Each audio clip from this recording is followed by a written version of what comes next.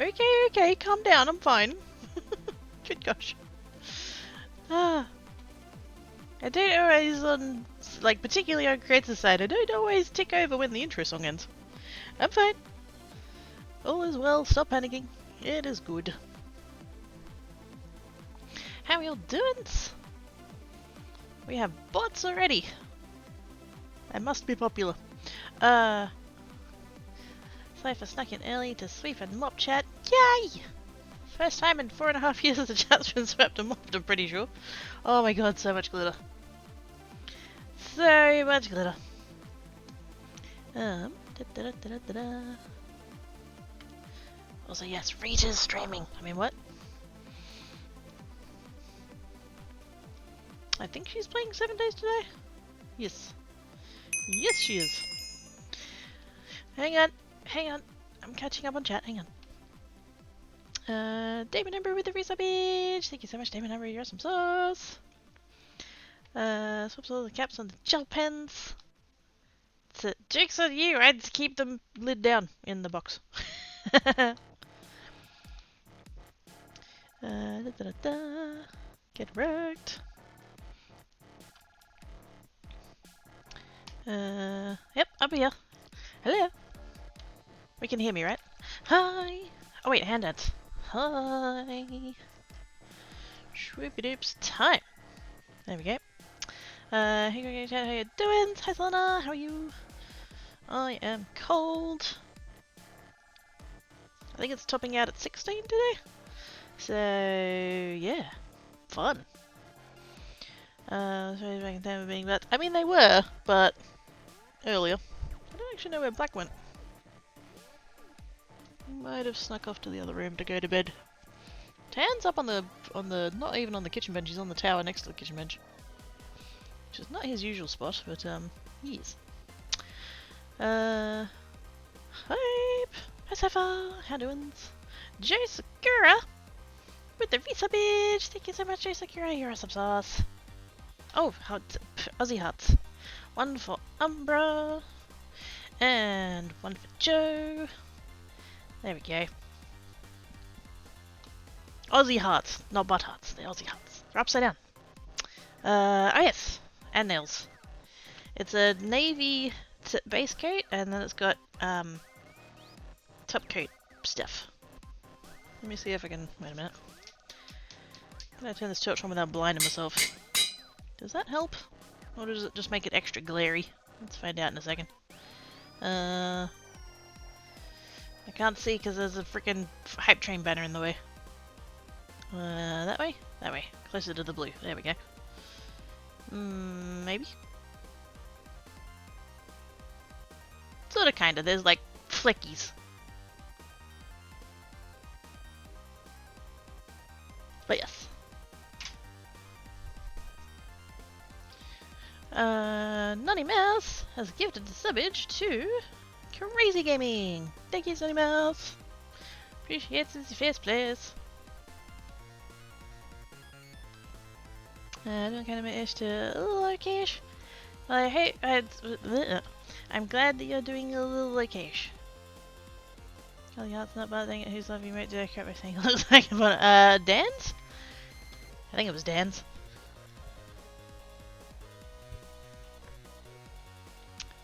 Rained a bunch in the afternoon, which is nice, especially since it is near. Oh heck yeah!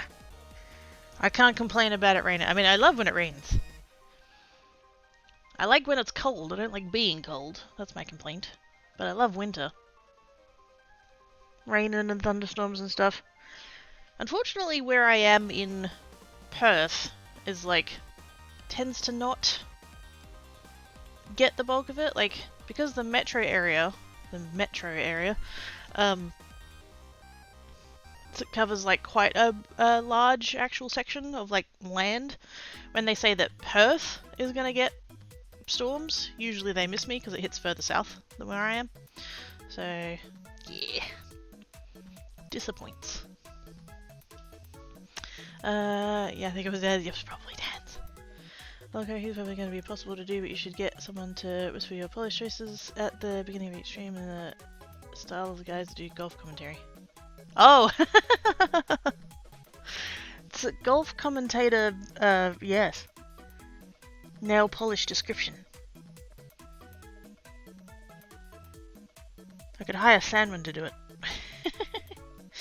He does voice work. I'm sure he could do a golf commentary style. Oh, no, like David Attenborough. And here we see the native quirky to her habitat. She has the uncanny ability to change her claw colour at a whim. Today she's sporting shady navy. Oh my god. Every time his name trends on Twitter I have a fucking heart attack because he is old. And I really don't, I don't want to find out like that. I don't know how else I would find out though, because I don't follow like any other news places because they all suck. Also, I have stencils. I was trying to make sure that the camera was in the right spot, so I had to, you know, find the peats under all of the crap that I had on the desk at the time, because I actually did a little bit of crafting the other day. I often do crafting off stream. It's weird that, like, the geek thing, the gaming, there's an element of, like, if I'm gaming, like, in my own time, there's a little bit of my brain that's going, oh, I should stream this. I should say this to stream. And then I'm like, no, I'm enjoying it. It's fine. And then creates, like, I have no such feelings. I'm just like, I feel like crafting. I'm gonna craft. My content creator brain doesn't kick in when I'm crafting. I don't know why, but anyway. But I did go through those watercolor papers that I did the other day. I did go through. I put adhesive on the back. Partly, like, mostly so, you know, to make it easier to stick down to the cards, but also, like, I left these sheets for ages, so I figured they would dry, but I was finding that they weren't cutting very well. Maybe it's just the paper, it is reasonably cheap, well, it is cheap paper, cheap watercolor paper. And so by putting that on the back, it kind of stabilized the paper a little bit and made it a little bit easier to cut, so that was handy. So I don't know what I'm going to do with these yet. I don't know, I feel like I want to put some kind of like background stamp over the whole thing. That could be cool.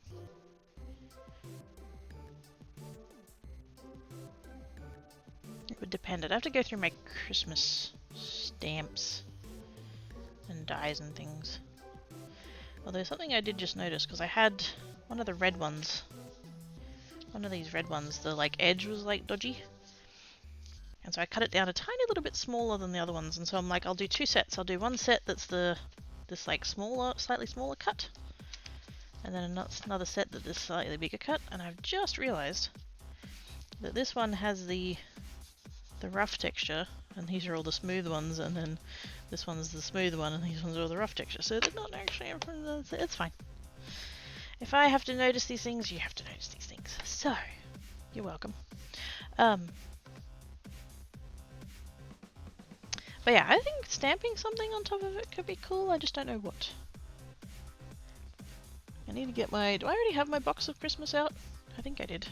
Did I? I don't know. I had my box of stencils out, which is what this is. I actually noticed during the intro that they have numbers on. You guys probably aren't going to be able to see these very well, but in the corner there, it's like etched in. It's got 01 up in the corner there.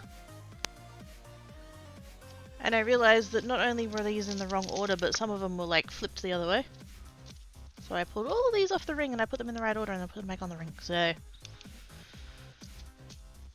not that it makes any difference, but if they're in the wrong order, then it's wrong. And now they're in the correct order, it's good. And I was looking at this, right? Because these stencils came like this on this ring.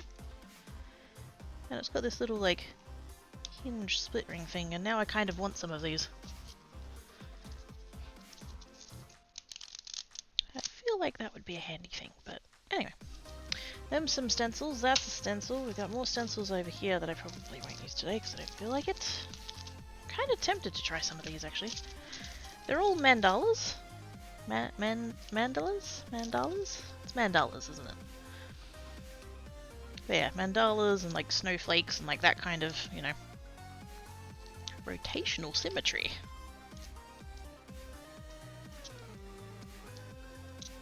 Which is not maths, it's fine. It's not maths. I don't think I've actually used these yet. There's quite a few of them that still have little bits of plastic in them still, like they haven't had all of their little bits taken out. Like most of them just pop out when you do the cutting, but is there any with any left in? Like here. That bit there is still like attached.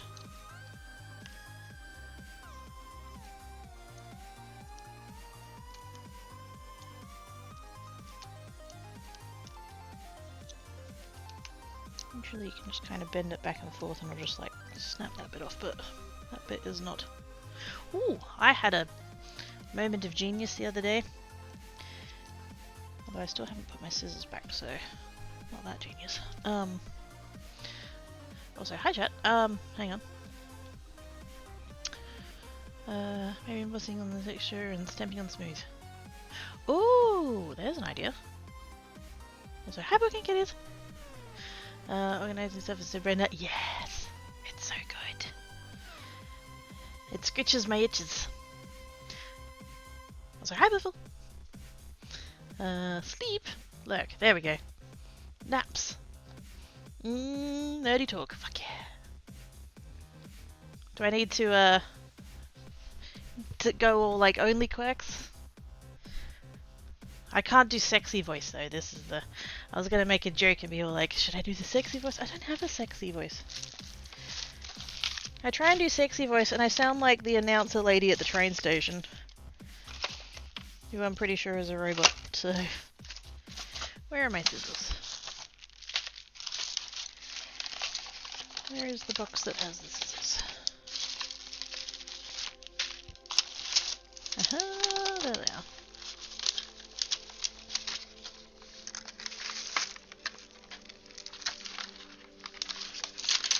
So on my old shelves, whoops.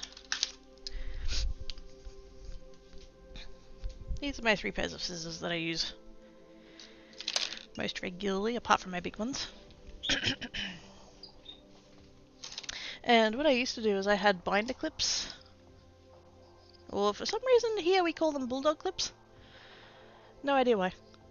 But yeah, I had these on the edge of the shelf and I would just like flick the, whatever this bit's called, handle. I'd have that flicked up and then I would just have these hanging off of there. Like that. But because of the shape of these new shelves, I can't do that anymore. Because they're like wider. But then, I remembered that in one of my ages and ages and ages ago Temu orders, I got some hooks with magnets. And so now I have hooks with magnets and I can hang my scissors upon the hooks with magnets. How exciting. For me. It's exciting for me. You guys don't have to worry about it. We can put that there like that. And they'll all fit together like that. And then those ones are spares.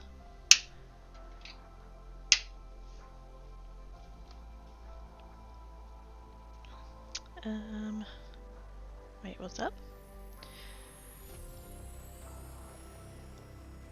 The Art of Noise with Max Headroom. The heck? Oh, you do? We'll have sex with it? Oh, God. Buscapy said, I know, OGG bot, you are totes.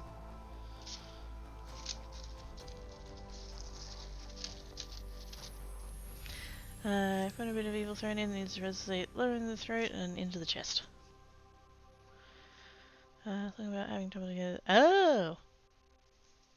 I love that there exists a song about that. That's what the world needs.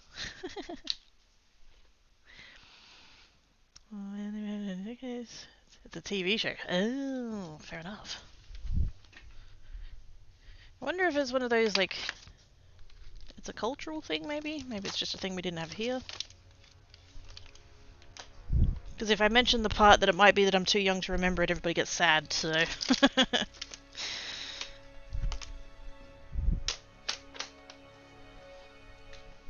I'm not gonna mention that part, it's fine. There we go, wiggle that in like that, like that.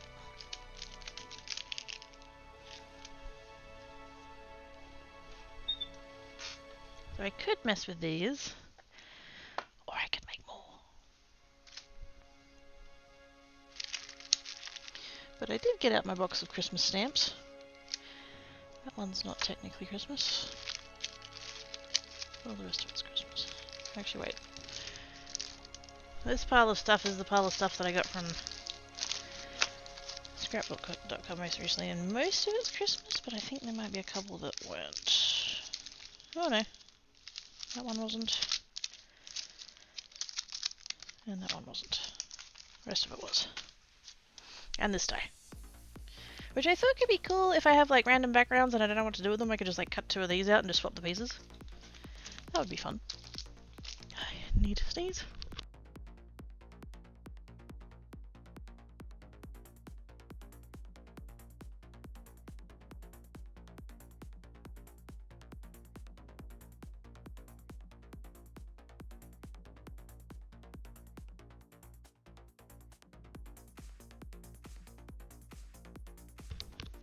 Oh my goodness, so much dust. I started cleaning earlier and then, yes, now everything's dusty. I say everything, everything's already dusty. The air is now dusty and I'm breathing it. Max Headroom is a fictional character played by actor Matt Frewer. Advertises the first computer-generated TV presenter. Max is known for his banning commentary on a variety of topic shows, arrogant wit, stuttering, and pitch-shifting voice. 20 minutes in the future, 1985. Oh my god, it predates me. Last appearance Pixels, 2015. Wow, that's a hell of a run. 30 years. Wait, yeah, 30 years.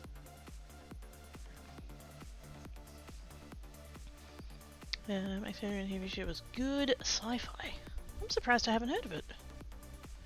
But again, could be one of those cultural things. It could be that it's like, it's big for you guys, but like we never got it. That happens a lot.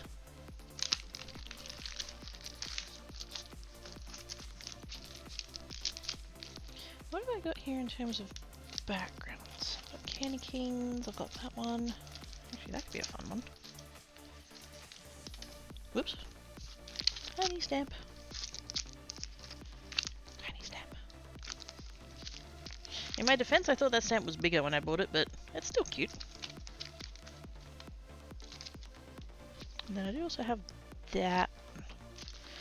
That's kind of all over backgroundy that we could like cover a thing.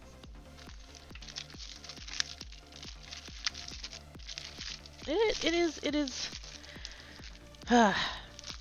It's embarrassing how many of these stamps that I have not used. And that goes for the entirety of my collection of stamps, not just my Christmas ones, but still.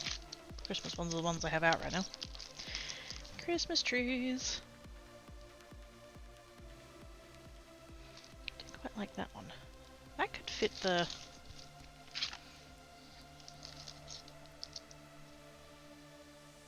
See, like, it fits the thing, but there's also, like...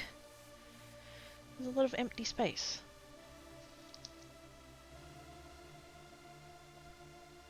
That feels like the kind of stamp that would need to have stuff going on in the background. I don't know. Do I feel like I don't know. There's a YouTuber I watch. What's the channel name? I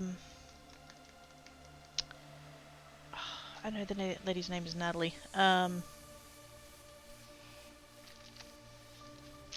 Blanked on the channel name. But anyway, she's English, I think. And I don't know whether it's just her thing that she does anyway, or whether she's like given herself a bit of a personal challenge, but she's doing a video a day or something, or a video, I don't know, she puts out a lot of videos. And they've got numbers in the title, which makes me think it's like she's trying to do for one for every day of the year or something. I don't know. Anyway, doesn't matter. But all of her cards, and she puts it in like every title, is that her cards are clean and simple, which is a whole like subset of card making. So you've got card making, and then you've got clean and simple card making like under it, and I don't know. I look at her cards and they're so beautiful, but like I don't know how clean and simple is like defined as such. Like her cards have a lot of elements in the space that she puts elements, and then the rest of the card has a lot of white space. So like she might have a card base. I don't even have one like ready. So like she'll have a card base and she'll have like 5 elements like down here like layered up or whatever, and all of this will be empty. And it's so pretty. But my brain's going, that's too much white space. And so like that's not my style of card. I love hers, they're beautiful. But like I struggle to make that kind of thing. But then at the same time, like I'm sure people look at my cards and go like, "Oh, you filled the whole thing, and there's all these things in it," and it's just like, I don't know what my style is. That's my problem. Maybe I don't have a style, and that's okay. But I don't know. I don't want all of my things to copy other people, but I mean, we're at the point where nothing's original anymore anyway, so I don't know why I'm stressing about it, but like, I still want my ideas to be my ideas, you know what I mean? So I'm looking at this tree, and I'm thinking like on a card base. If we put it on a card base, there's a lot of empty space, and my brain's going, nope, that's wrong. But why? Why does that have to be wrong? We could literally just stamp that on a card. That's technically a card. But my brain goes, no, it needs more. It's not finished. And I feel like just putting that one stamp on a card base and playing it a card would be like not. It would need a little bit more than that. I could do 2 stamps. I could have that up the top and then have something underneath. Actually, that would look rather nice. Hold on. Where is that stamp set with the sentiments in it? That one. If I had one of those under one of that, like I could live with that probably.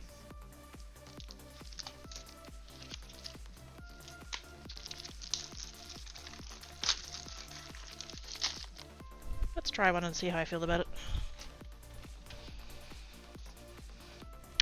Using it correct. Yep. You tend toward balance. Do I though? I worry sometimes I'm like too much over the top. Yeah. I don't quite know when to stop. A lot of the time. I'm just like, no, it needs something else. No, it needs something else. No, it needs something else. I know I've talked about this before where it's been like, I can't do like 2. It's not simple as I don't even think simple is the right word. It's too basic. I don't know. Like, if I come in with this stamp, right? I like put it in about there-ish. Make sure it's like roughly centered and all of that, and then I would come in with one of these.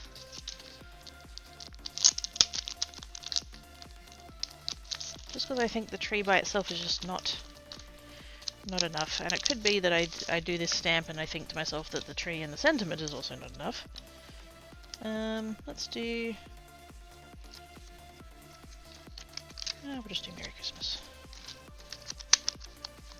I haven't used any of these stamps yet.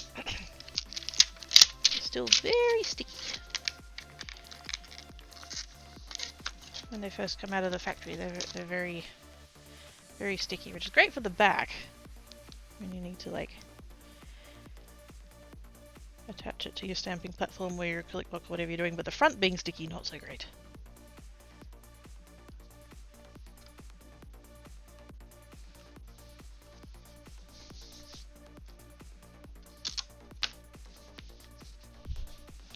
So if we do that... Oh, I haven't brought all my magnets over yet. They're still on the fridge. When I was doing the shelves, I took all the magnets off of the old shelves and I put them on the fridge so that I wouldn't lose them. And like, it's there. I haven't lost them. They're on the fridge.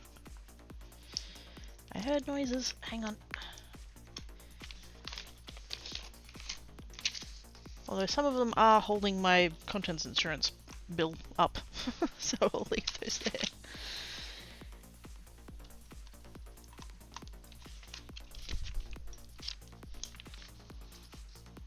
There we go.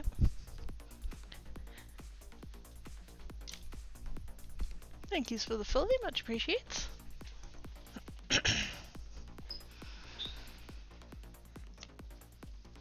Magnets. Magnets. And delightfully, these shelves are metal, so I can keep them all there. Although some of these ones I'll probably keep. Well, these ones I do keep in the stamping platform.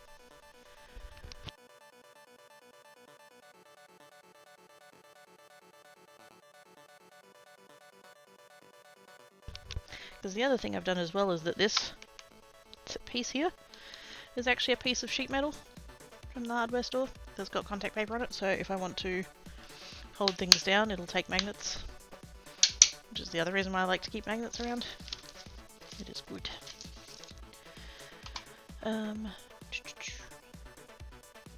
What are different ways to pass winter wishes, festive family, during a cold, that's depended. And like, I feel weird doing, yeah, winter wishes. That kind of stuff, because like, for me Christmas isn't winter. Like, it's a bit disconnected in my brain.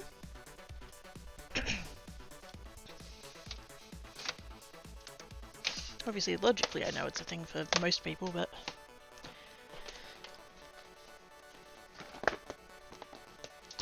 I'm prepared. Howdy! Always! Always unprepared.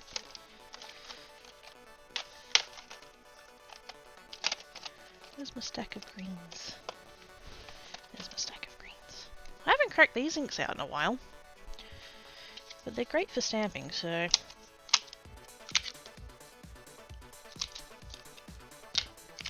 I'm going to do it all one colour.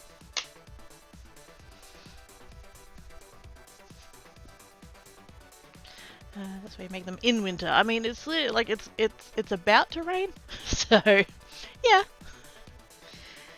Make them now and have them ready for December. Yes. Although we are nearly in August, so it's really not as far away as I think it is.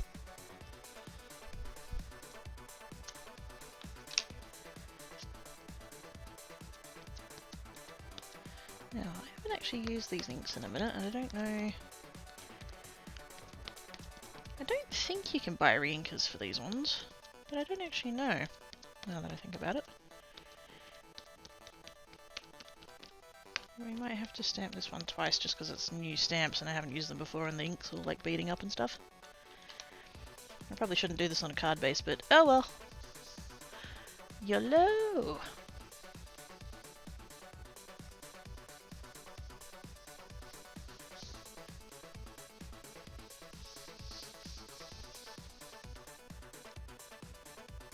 I mean, not bad. We missed a little bit, but that's okay. Actually, no, it does have ink on there. I just need to... Ow!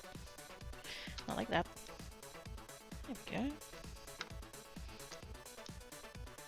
To be fair, I didn't rub my knob all over it, so that probably didn't help. But yeah, whenever you get new stamps, they tend to have like... kind of like a coating on them almost, like... They have manufacturer's goop on them still, so the very first stamp you do is not going to be necessarily 100% a good stamping. But once you do a couple of stamps, it like gets conditioned, and then it's fine. You gotta rub your nub really quick, you just exactly.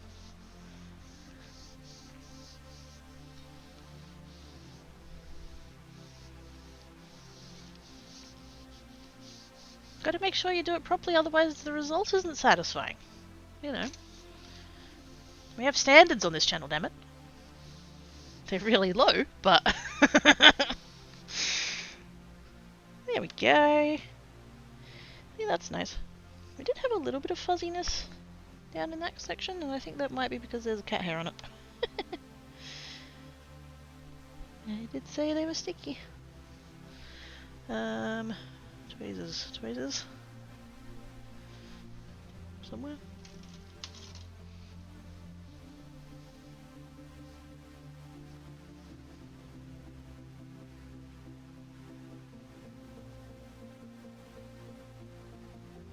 These are my regular tweezers, these are just closest, and they are crap.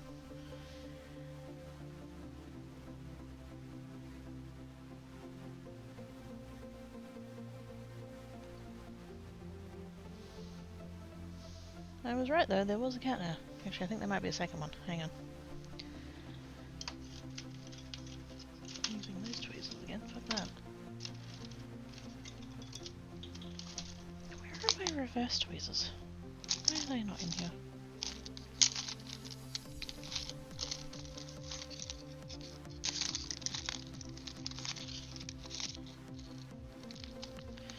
There's a pair of reverse tweezers, but they are also... Why did none of these hurt? These ones, this set, I bought a set of them and I'm just looking at them now and like none of their tips meet. That's a bit shit.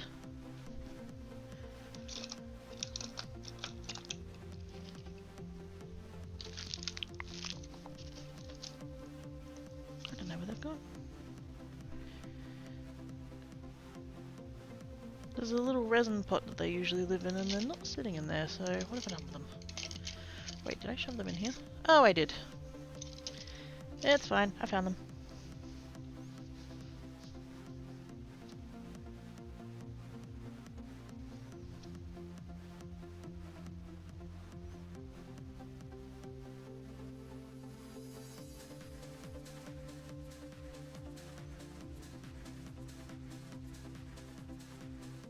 There you bugger.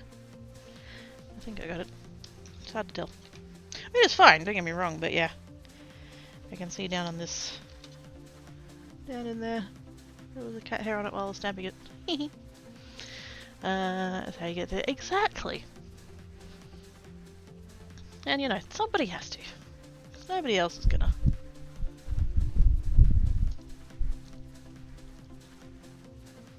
Do I go ahead and make more? I mean, yes. I'm still in the back of my brain going, I'm gonna do these sets. I'm gonna make sets. It might take me until Christmas, but I'm gonna try it. Also, I need to... Wait a minute. This keeps slipping, and I think it's because I've got all these shims in here. The foam pad's not really that thick. Wish I had a thicker foam pad. But it is the one that it came with, so that's fine. What I might do... These three can just get taped together. Do I have some tape runner in my vicinity? Probably not. I think I actually used the last one up and I didn't get another one out yet.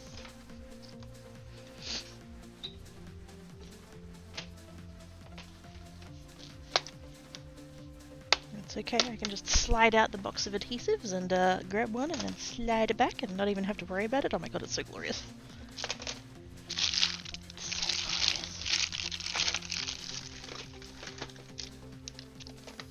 I love these shelves. I love these shelves so much.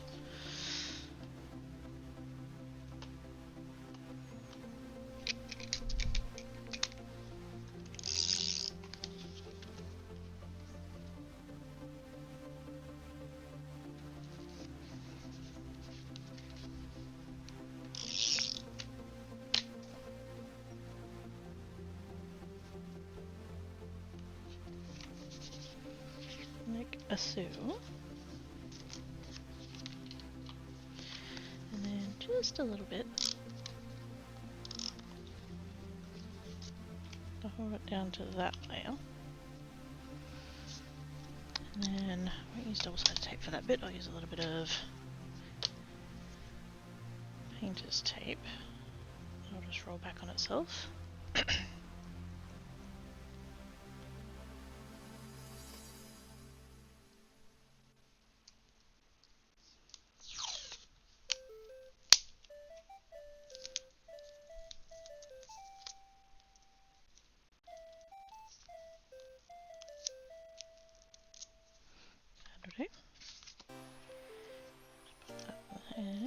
Actually, put that. Since it tends to shift from left to right, we'll put that that way so it doesn't do the other thing. Right in the corner. There we go. Won't be perfect, but it'll stop it from shifting around quite so much, which is good.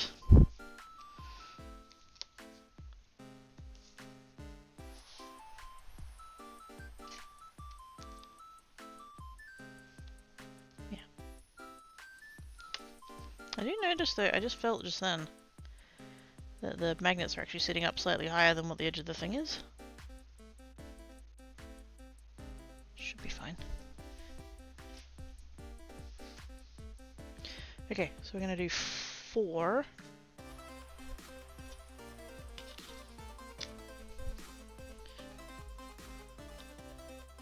Have I actually managed to start any of these cards?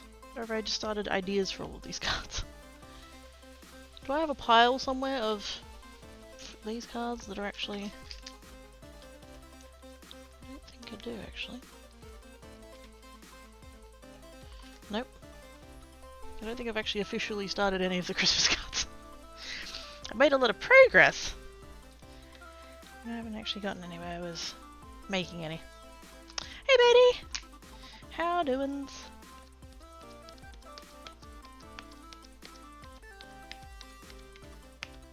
I do think I should add a little something to these. Just, I don't know, maybe a little sparkly dots or something.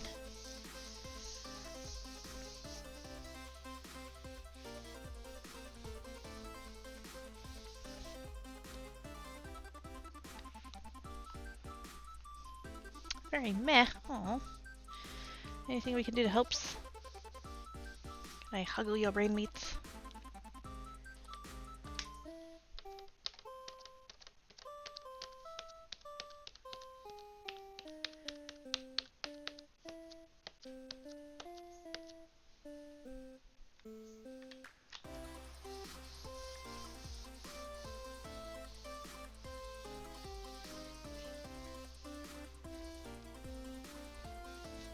I'm a little bit tempted. No, we'll keep it all the same colour. A little bit. I do have a darker green. I'm a little bit tempted to do the words in a darker green, but kind of by the nature of the ink.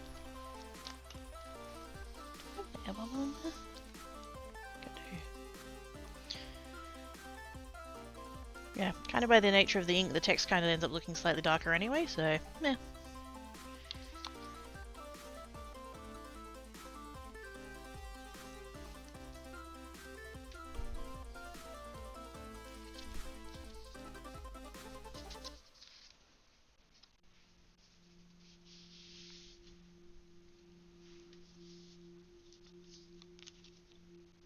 Also, because of all the shims and stuff, the magnets aren't actually holding like as well as they could be. They've still got, I can feel it, there's still like, it's still there, but not as strong as they usually are.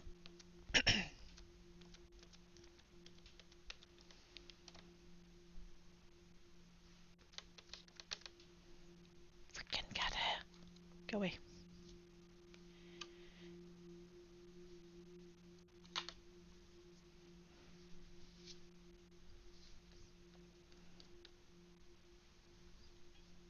So I was bringing the door in just then and realised that there was cat hair on it. Grabbed the cat hair. As I was opening the door back up, I like smeared it on my finger. And so when I went to grab that ink, I was like, I need to take the lid off.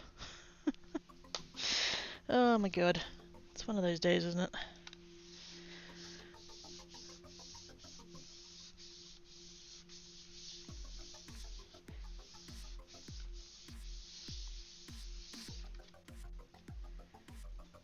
that one was going to be splotchy because it was splotchy on the stamp.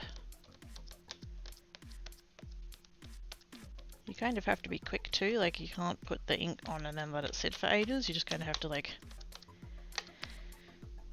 get it on there and go straight in it, otherwise it gives it time to bead up.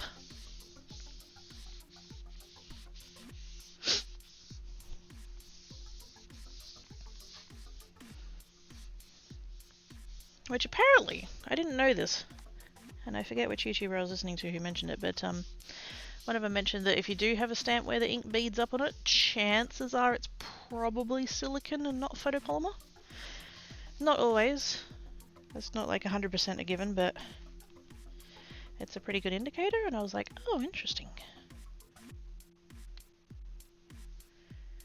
Because apparently that's just a thing that happens if it's a photopolymer stamp, chances are it won't bead up.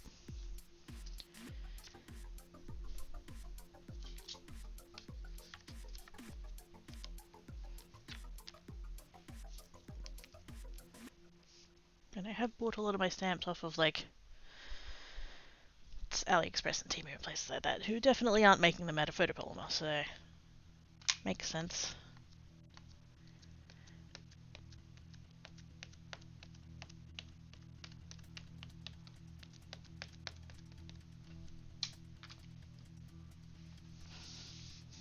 Who does that gaming helps health centers? Oh shit, yeah it does.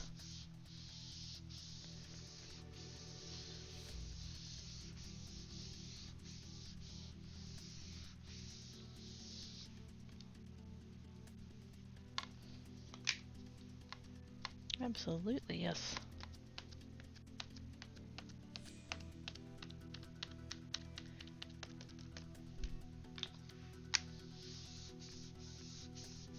I should not be using my hand like that. Bring in the knob.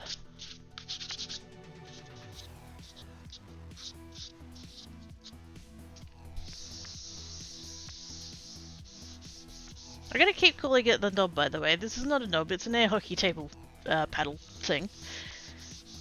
But the thing that I used to use was a doorknob. So we're just gonna carry on with it, it's fine. There we go. Still a bit in the middle that's just not... I don't know whether it's not getting as much ink as the rest of the stamp, or whether it's just... I don't know, this bit in the middle here?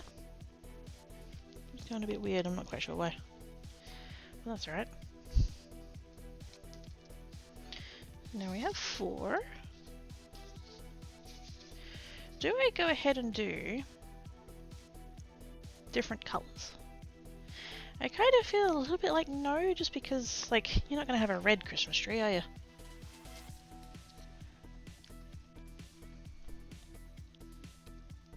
I feel like I could possibly do a blue one though, maybe? Like, I've seen blue Christmas trees.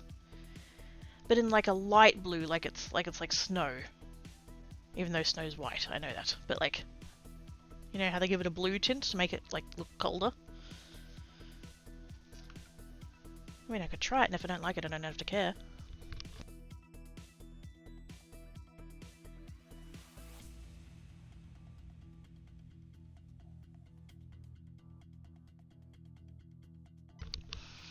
If your built-in knob doesn't do the job, store-bought works fine. Hell yes.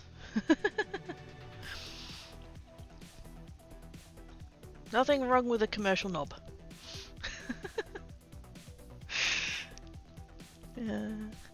Arabian, not as good as where I like it. Oh, I feel you on that. Wait, are we talking about brain place or computer?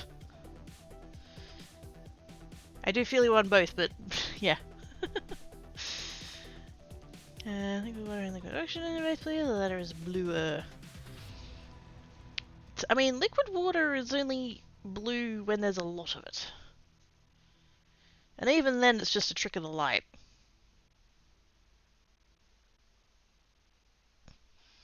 Because water is clear. It's all of the impurities in it that give it any kind of tint. What am I doing? Cloth. I need to clean this tab.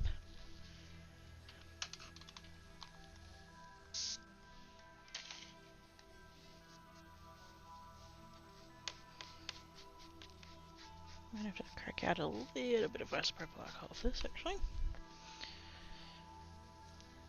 Because this is pigment ink. And I believe it's not water reactive. Cleaning it with water, not the thing. Yeah. Brain space, yeah. Definitely know the feels. I can be literally, like, this happened to me last night actually. I was in the middle of a YouTube video. And, so it gave me an idea of a thing, and I was like, and I spent a good couple of minutes, like, thinking about whatever the idea was. And then suddenly the idea fell out of my head and I couldn't bring it back. I'm like, I was thinking about this like 30 seconds ago and now it's gone, and like, what?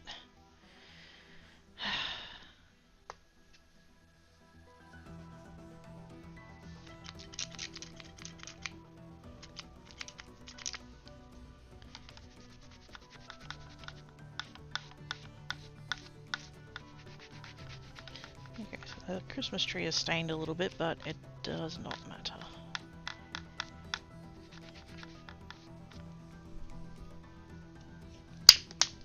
Ooh. A strong smell of isopropyl alcohol, funny that. Fair enough, but liquid oxygen is blue and magnetically reactive. It is, yes. Which is weird, like you don't think of it that way, but yeah. The world is very correct. Don't worry, don't hit Alt F4, that's rude, exactly.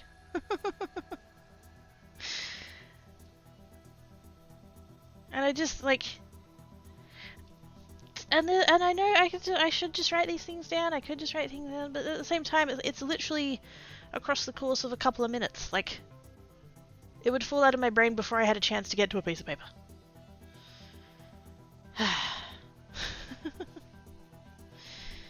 It's very frustrating. Okay, I'm gonna do a test stamp to see whether or not I like it.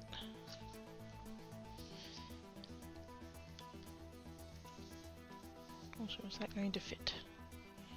Yeah, mostly. It's gonna be off center, but I don't care.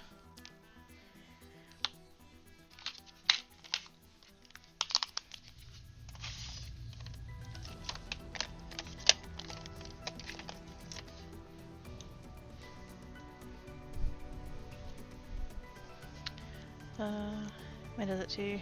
By the way, I'm glad you enjoyed yourself. Like to keep your amazing series, but here we are.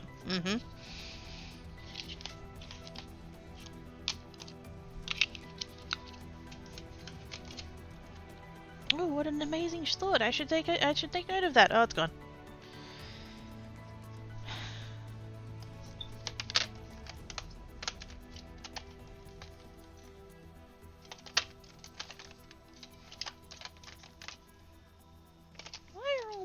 Why are all these dyes like in such a weird order?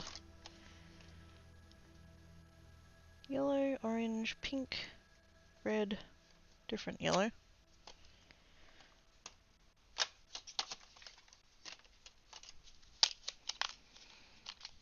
Pink, different pink, purple, purple, blue. Blue, blue, different shade of pink.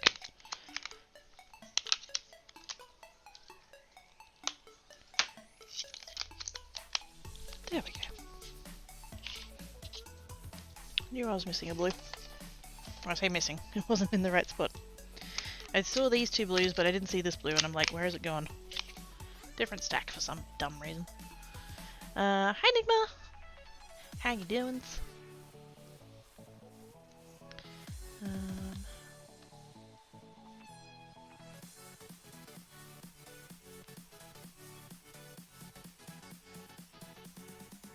Let's do that one. Wait a minute, Creates is live? What? Since when?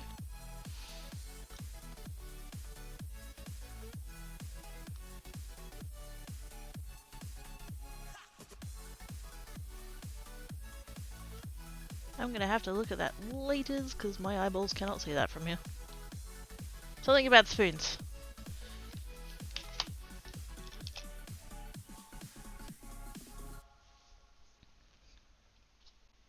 I know that I need to go to the optometrist and get my eyes tested, but I'm really scared to go to the optometrist to get my eyes tested. Because last time I was there, they were like, oh, your eyes are good, no signs of diabetes, and then since then I've been diagnosed with diabetes, and so I'm a bit scared, but then at the same time, if I don't go and don't have the knowledge of these things, like, I could go fucking blind, so yeah, I should definitely go do that.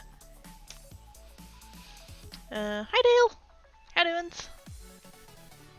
You should check her out, she does a really good brain. I don't know, she keeps leaving glitter all over the floor. Really annoying. Also, didn't they have another shade of blue? Or is that all of them? Wait. Paradise, Bluebell, Warm Breeze. No, I think that is actually all of them. These are all my colours. Yeah, they're the three that I have. I don't have all of the colours of this range, but I have, I think, all of the ones that I want.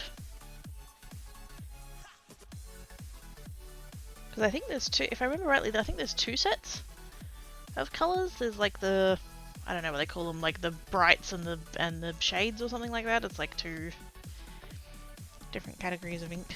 Well, not categories, they're just different categories of colours. And I think I just went through and I went, oh yeah, I like that one, I like that one, I like that one, I like that one. Ah, that'll do. But yeah, I'm kind of thinking maybe this one. It's a nice sort of bright tone. That one's a little bit greenish. Actually, no, it's not even that. It's a little bit yellowish. It's a yellow blue. Which sounds weird to say because, like, yellow and blue, green. But yeah, let's go with this one. I have a cheap source for subscription you need. I mean, the ones I use now, I got from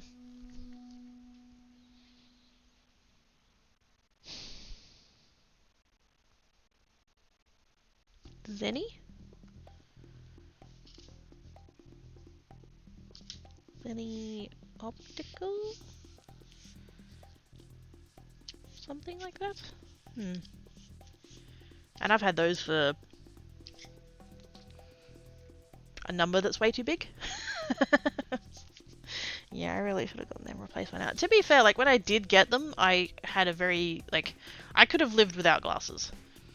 I could still live without glasses. I only really need them for driving.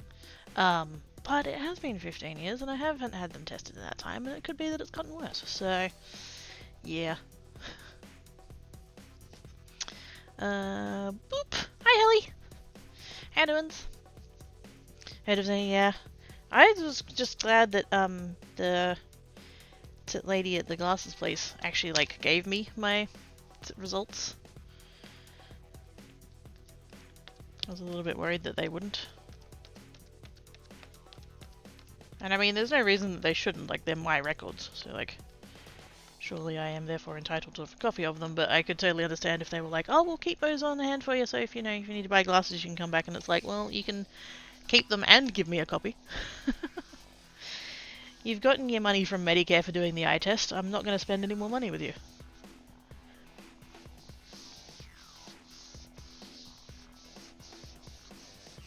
Name is number, the price is good. Goggles for you. Okay, we're making a new house. Ooh! What doings? How do I feel about that shade of blue? I kind of like it, I think. I wish I had something a little bit lighter. A little bit more aqua. This is a little bit deeper. Like, I like it. But I wish I had something a little bit... not like a sky blue, but sort of heading in that direction. Just, yeah. I don't know what other colours exist in this range. Plus, I could crack out my distress oxides, but they tend not to stamp as well.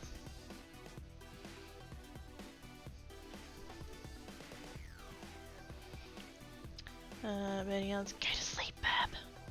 Burning out vital sight. Ooh, cool. Here they try to leave out the pupil distance, so ordering online is like, oh. I'm pretty confident in my last results I got given that number. And that number doesn't change, does it? It's literally like the distance between pupils, yes?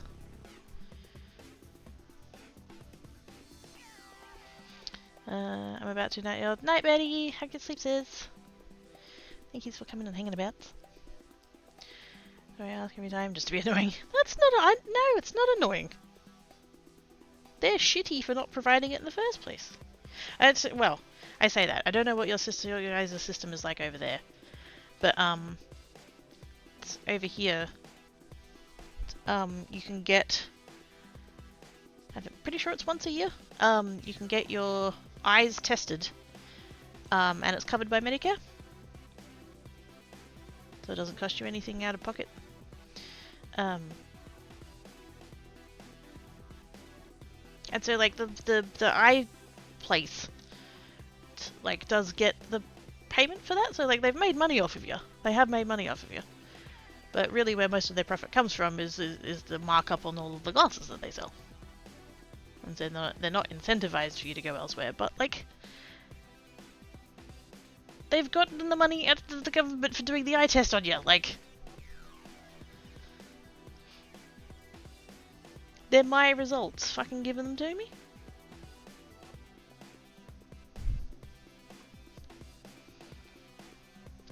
Unless she starts wondering and doesn't recenter. Ah, yeah, probably about the same. Despite getting the airpuff, checking pressure part, might as well do that. Oh shit, yeah. It's such an unpleasant sensation. Because your brain's going, must close eye lest it gets stuff in it.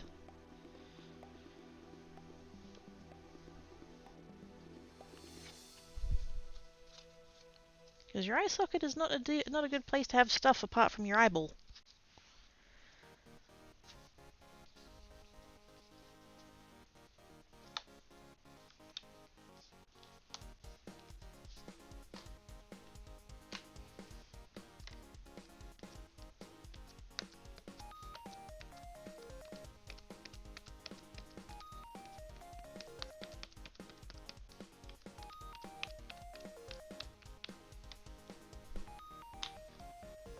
Can't really say I'm a fan of like the entire process really, like I don't mind the chart of like reading the letters and stuff, but when it's like which of these is clearer, 1 or 2?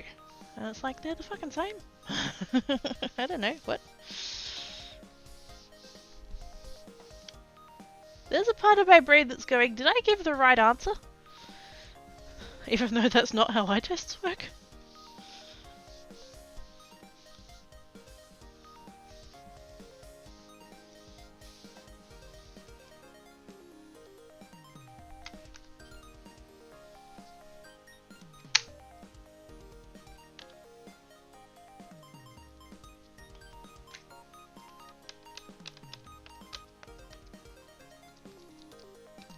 I'm just not getting ink through the middle because I'm like, when I'm tapping the ink on, I'm like using the middle section. Maybe there's a slight dip in it. It might not be a perfectly flat texture.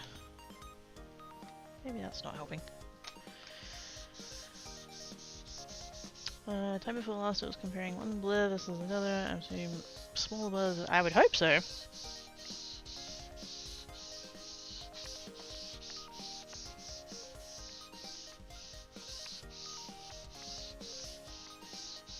I hope there's room for error in those tests.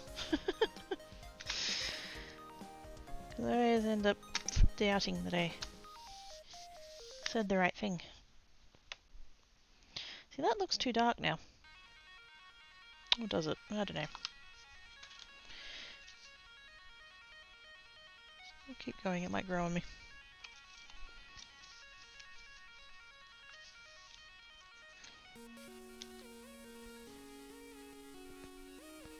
Like it's checking for it. Yeah. Yep. It'll be. I mean, yeah. It's ended up a bit closer to the royal blue than I intended it to be, but that's okay.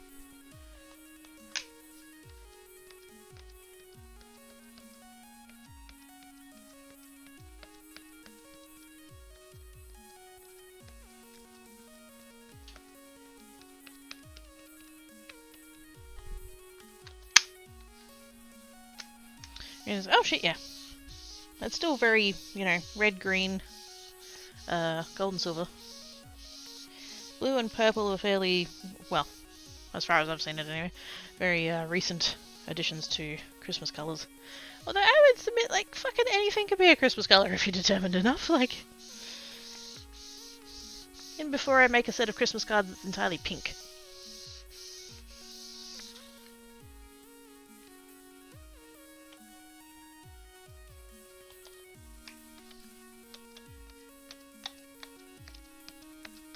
Which would absolutely not be my own style, but it might be somebody else's, and power to them, so...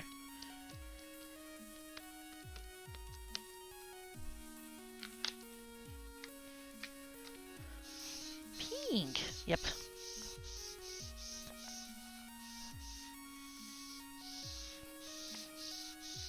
Are we spelling it like that just for funsies, or do I say it weird? Pink. Yeah, exactly.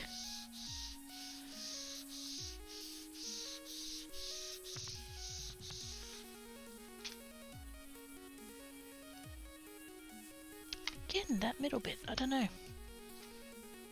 Am I doing it wrong?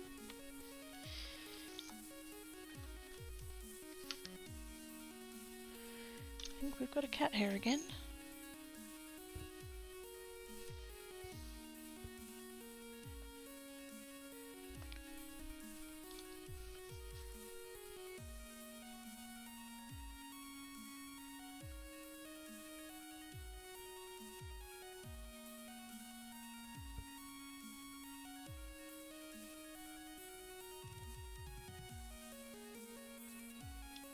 I can't tell if I got it or not.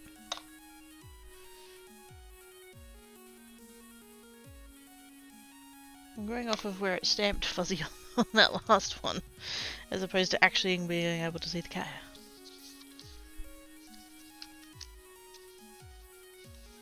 And like, I do blame the cat, like I say that it's cat hair, and like 99% of the time it would be the cat hair.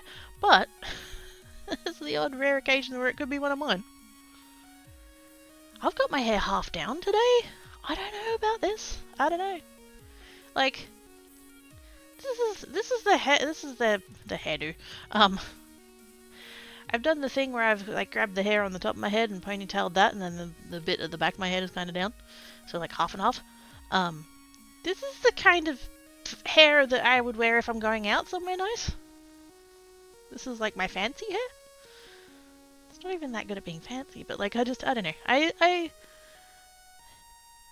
wake up this morning and like put on my craft clothes that are like covered in cat hair and full of holes and covered in paint and everything else, and like I'm dealing with like acne and stuff because hormones and just...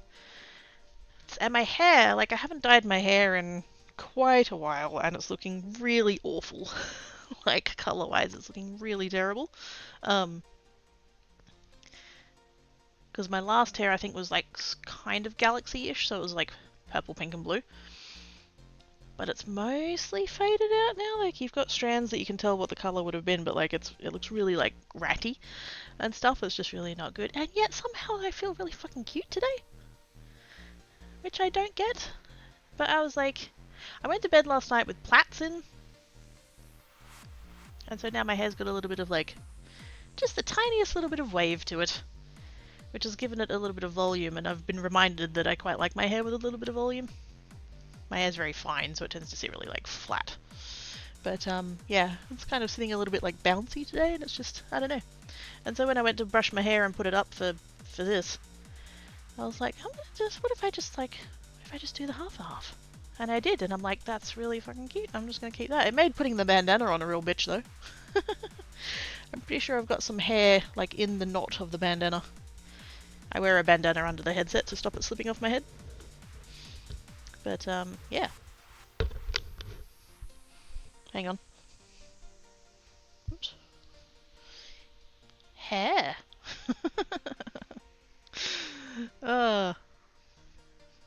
See? Looks terrible.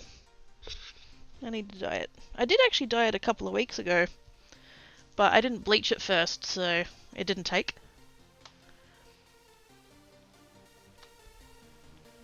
But anyways, oh yeah, accents. Somebody was watching one of my VODs yesterday and they sent me a DM and they're like, oh, I noticed you pronounced it H. And I'm like, yeah? How do you know? Why? What? And they're like, oh, I'm just watching the VOD. I'm like, why? uh,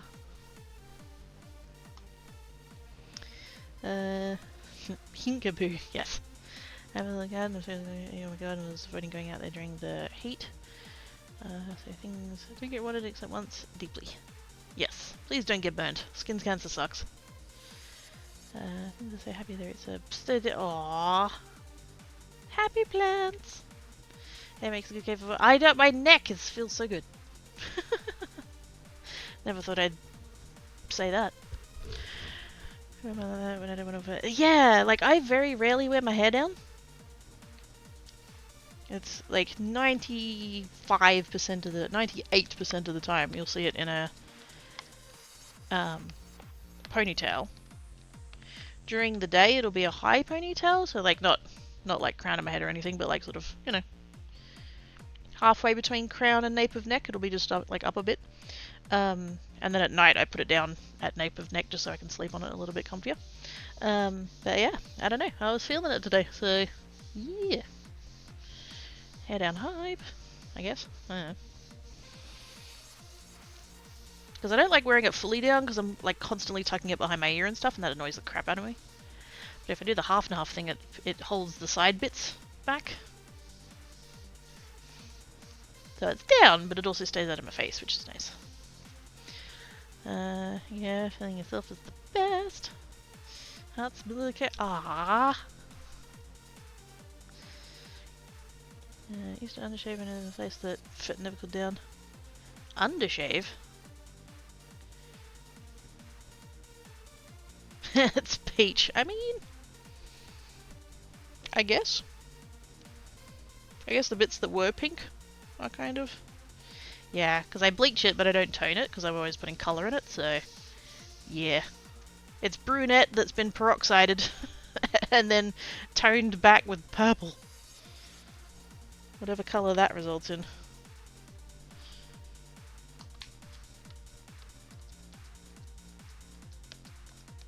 Speaking of cats, they're both on the kitchen bench, which is surprising. Usually they're not that close to each other.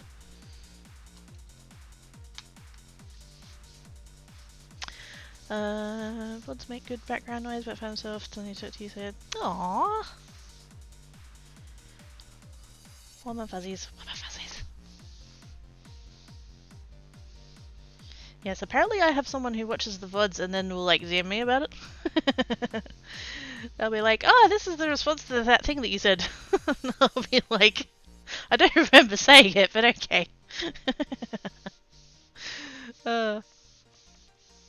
And just in case that person is watching this VOD and then is going to DM me about it later, hi!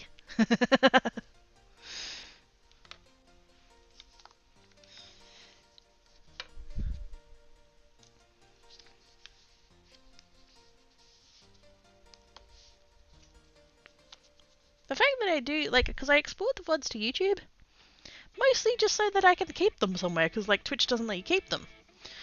And so I put them over there so that I can keep them. I don't know what I'm keeping them for. Like, I guess you could argue prosperity, but, like, it's not as if I can... Like, if I've got moments that I want to, like, keep especially, then I'll do clips and stuff, you know? It's not like future me is going to be like, oh, I want to put together a video of such and such event. Like, I'm not going to remember where any of them are, so it's not like I do it for that. But, yeah, I do actually, like, because I go into the copyright thing to make sure I don't have copyright stuff, and, like, the videos have, like, 1 or 2 views sometimes, and it's like, oh. Who is doing these things? Like, why? But, oh.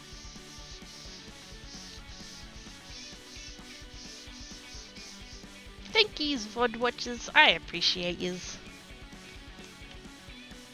I hope you're having a good time zone.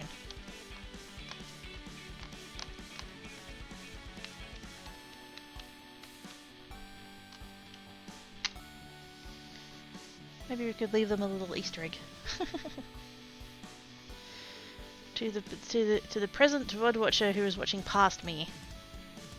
You're awesome sauce. Love people like that wanting to get to it. I die, right? Oh, love it. Can also export Twitch clips to YouTube shop. Oh! You know, I've not dabbled in the YouTube anything really apart from exporting the VODs. Not recently. Obviously I started doing YouTube on Geekside way back when. I haven't done anything since then. Also, I got a slight ghost image then, it just very, very slightly shifted, but yeah, I actually kind of like it. Gives it a little edge. Where'd I put the cloth? Where did I put it? Oh, there.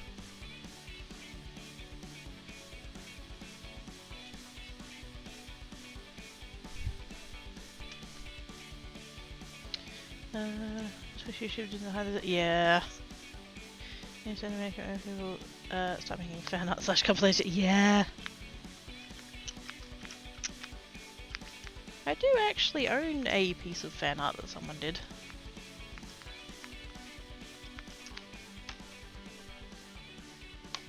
It's on my computer still. Oh, and QuirkyBot has actually no, I have two. Somebody did like a full like cat picture thing. I don't even remember whose that username was. I'm sure it's like in the file of it, but I haven't seen them around in years and years. But then the other one, someone did a purple Q with cat ears and a cat tail, and I made that QuirkyBot's avatar. Because I was like, oh my god, this is so cute, I need to use it for something. And so I did.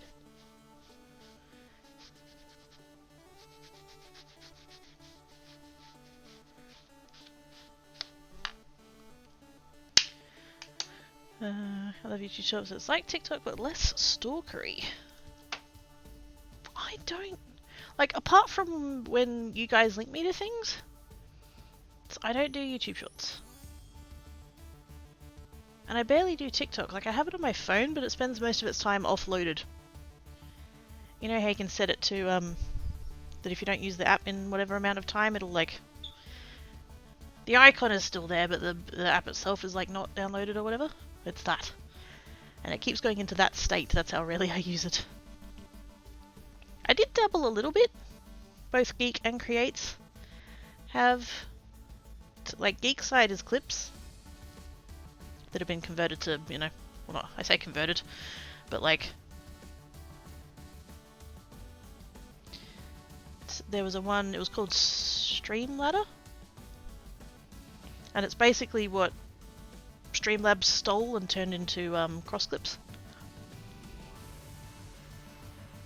But I did that for a little bit and put some things up and stuff, and yeah, it was a fun little dabble. It was good learnings. But I wasn't really like, didn't really feel the need to keep trying to do it. It definitely feels like the kind of thing where you just have to be posting constantly, and I do not have the spoons for that.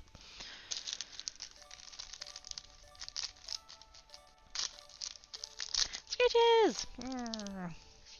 Okay. Love scooches. Wait, that doesn't go in there. The tree one goes in there.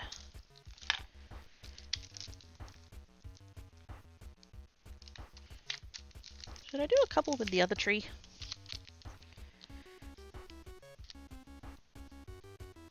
I could while I'm here. I think it's slightly small.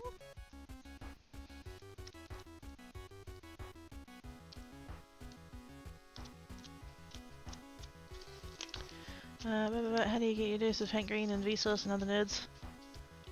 On YouTube. Like... The whole, like, constantly scrolling through things, which I've never actually done on YouTube Shorts. Like, on all my desktop versions of it, I have Shorts, like, hidden. I've got extensions that turn Shorts into regular videos. Like, regular, like...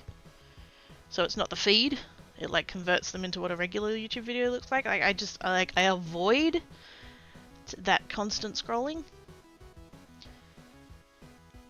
And I think it's mostly because I don't really like it, but also because there's an awareness that it is very, like, dopamine, dopamine, dopamine, dopamine, and I'm pretty certain that if I gave myself the opportunity, I'd get fucking addicted.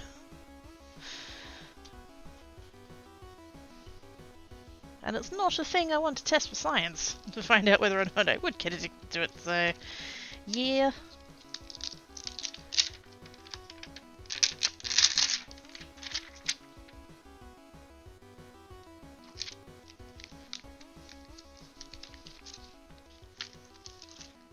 Should I do a set with the other tree? Yeah.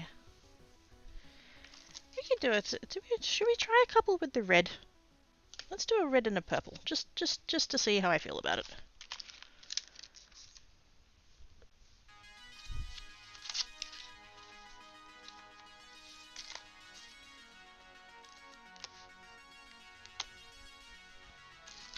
I have a I have a rule that if you have 5 in a row, they're boring, so not doing it for me, because I'll do something else. Yeah, I think I kind of unofficially had a bit of a rule that if because like, I don't know what it's like with YouTube, but with TikTok, like I'm very, with social media, regardless of the platform, I want to see the stuff that has been posted by the people that I am following, slash subscribe, slash friends, fucking whatever it is, like, you know. You hit the button that is meant to, like, get you that person's content, right? So I want to see the stuff that has been posted by the people that I follow in reverse chronological order. So newest to oldest. So that I can, like, scroll through the things that I haven't seen yet. And then once I see something that I have seen before, I can be like, okay, I'm done. Something else.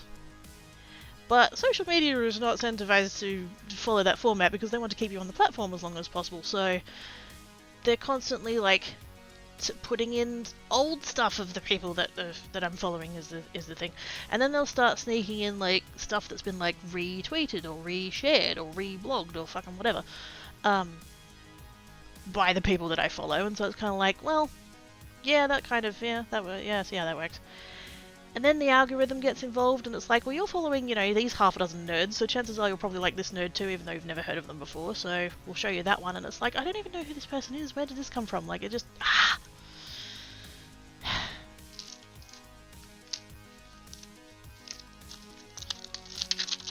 My brain is not made for social media.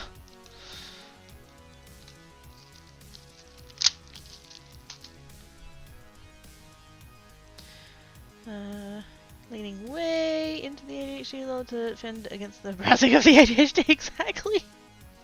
Yep. I'm using the ADHD to counter the ADHD. Do I be impressed or mad? One thing more like that. You know, yeah. I never got into Tumblr way back when.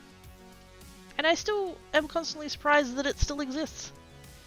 Not because I doubted that it would continue to exist, but just like, I don't know. I get reminded every so often that I'm like, oh yeah, that's still. I think in my head it's in the same box as MySpace, which is the thing that was, and I think technically MySpace does still actually exist. So like, I can't even. I'm still putting that in the wrong category, but like, it's, you know, it's a thing from before that I don't associate as being a thing now.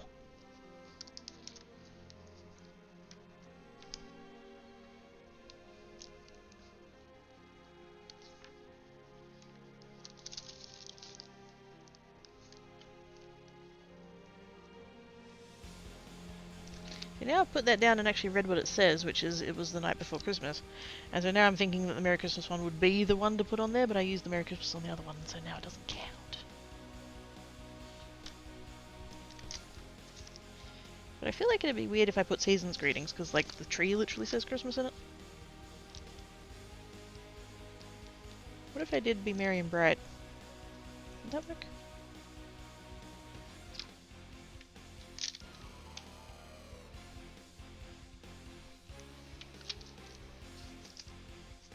If they would have played when they tried to ban naughty pictures. Mm-hmm.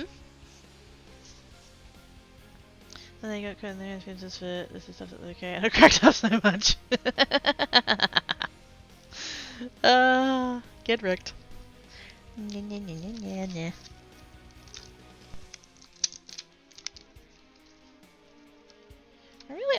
I kind of want to do season's greetings. Is that weird? The tree literally has the word Christmas in it, so... But I feel like having the word Christmas twice is, like, redundant?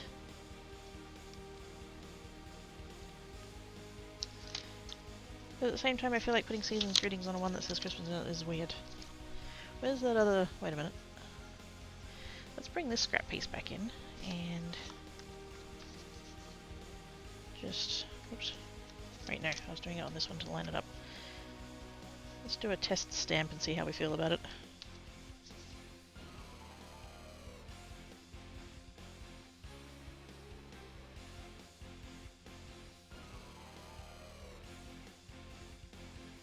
The fact that these two stamps are different colours.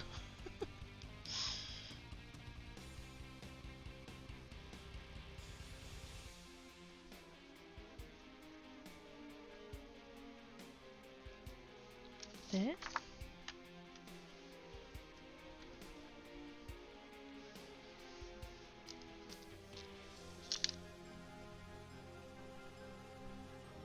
Yeah, that's actually pretty close. Hey guys!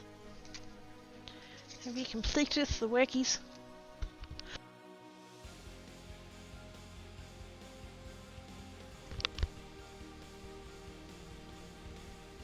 Oop, Tank awake.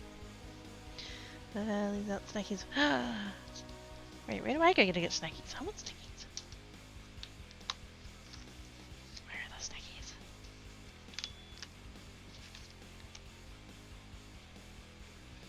Not gonna get all of that. Seriously?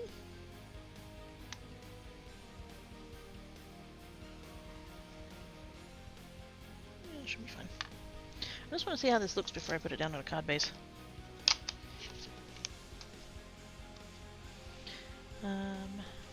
Reaches beans out to sample the snackies. Yay! Hey! What? All my fuzzies. All my fuzzies! I've done the wackies. Huzzah!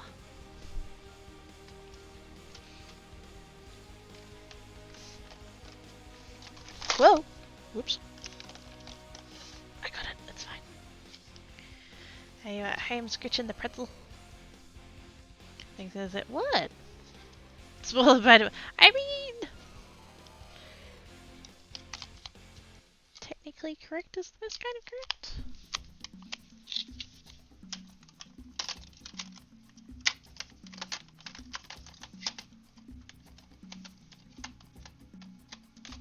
Ken has nibbles. I mean, what? Okay, red.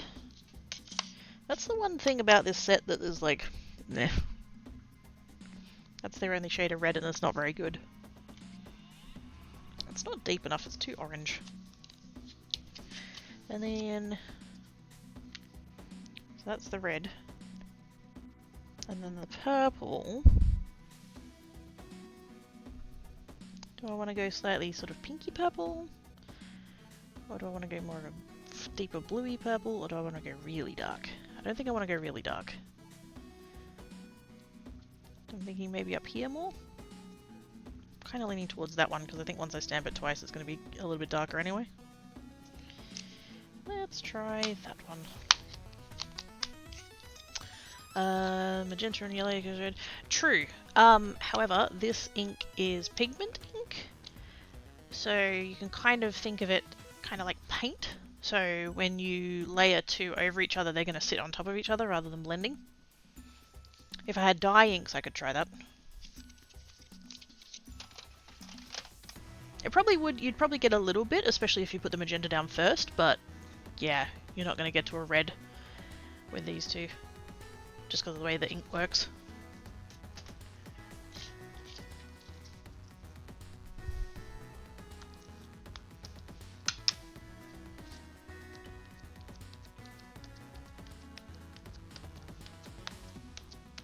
So this will act as a good conditioning stamp. So we're not doing a conditioning stamp on the card base.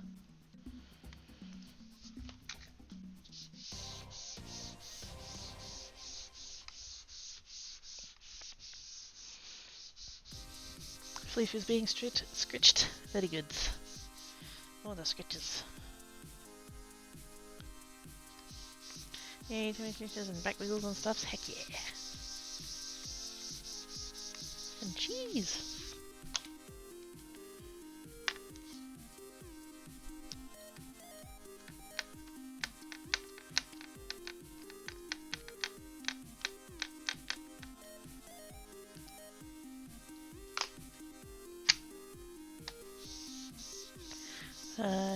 Yeah, same.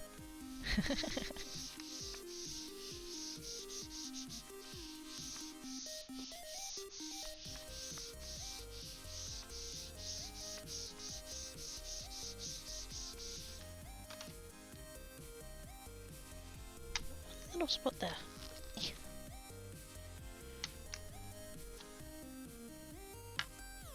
So it did shift a little bit, but it's a scrap piece of paper, so that's not that surprising.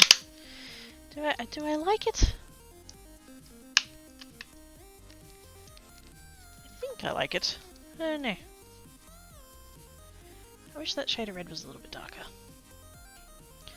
Yeah, oil and the deer beans and tail if it tends to be dry. Make some more comfies and stuff.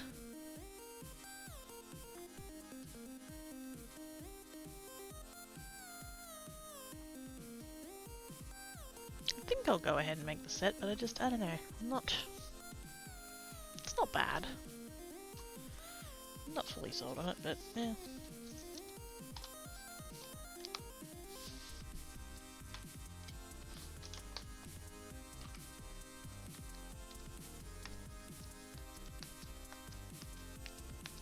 Although speaking of floofs, just noticed that Black Cat's just randomly sitting in the middle of the floor just staring into space.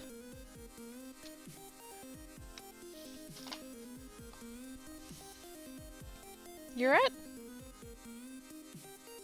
Oh, hi.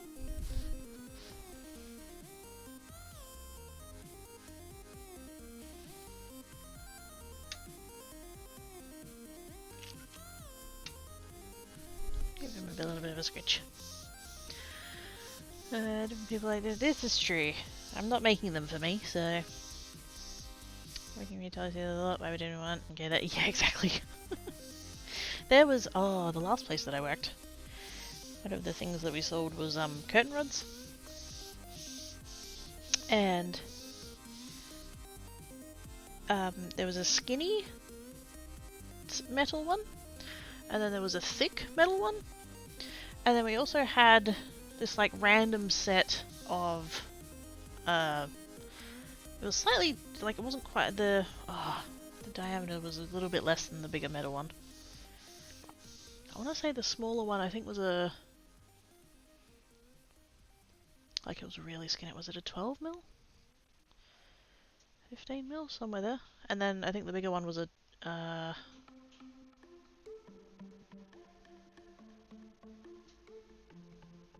I can't remember now. I think it might have been a 15 and like a 35, something like that. Like the bigger one was quite a bit bigger, and then the metal one I think was like a 28 or something weird. I don't know. There were sizes of curtain rod. Anyway, and the wood one, which was the middle one, was this really hideous kind of orange. Like it still looked wood. Like it was a wood pole. But whatever like finish or stain or whatever they'd put on it made it look really orange, and it was just awful. I thought it couldn't possibly have gone with anyone's curtains. But some people just really wanted a wooden pole rather than a metal one, and that's the only one we had, and so they bought it, and it's like... There's literally a shop up the road that has like 3 different kinds of wood pole. All of them are a nicer colour than ours. I never understood it. Back to the different stores, like I said. Oh shit, yeah. I was like, hi Anna! How doing?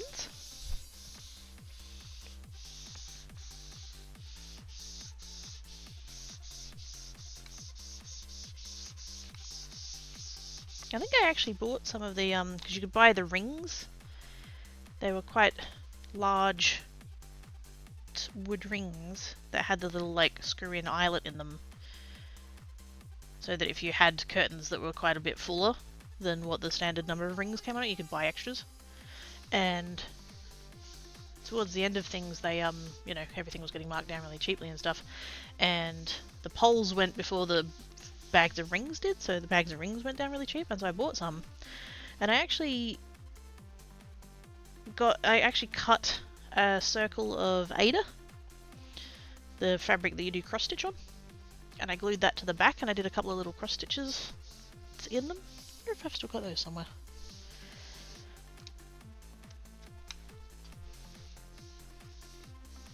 They were cute, but they were still orange.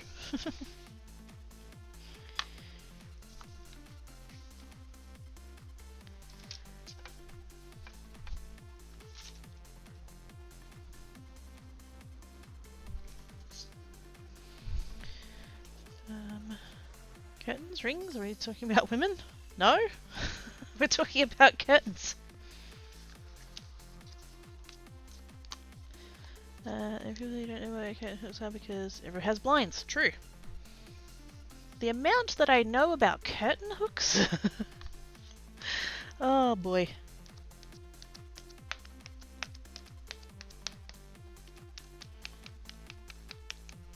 If I had a house that needed curtains, if I had like curtain rods, particularly if they were like custom size or whatever, I would have very little issue doing that myself.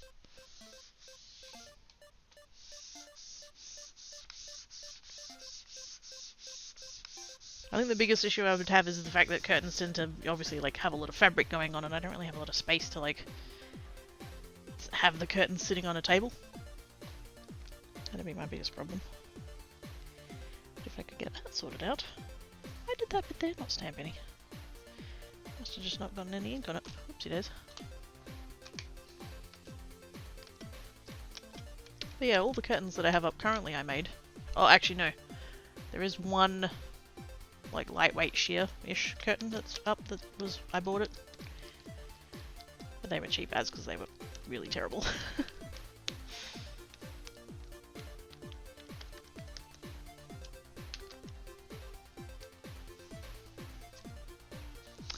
I have got curtains on all three of my windows. They are never down. Wait, drop down? So like fabric blinds? When I got as kids to remove them for washing and to put them back in for hanging. Yeah. My mum had curtains, and even though I was working that job at the time, didn't think to like consult with me about what good care instructions are for curtains, and she just put them in the washing machine and put them on too warm of a wash, and they were block-out curtains, so they're the ones with the coating on the back, and yeah, they melted onto themselves. And so when she's pulled them out of the washing machine and tried to peel it apart, all the backings come off. And she's just like, oh my god, why did that happen? Well, you put them in the washing machine.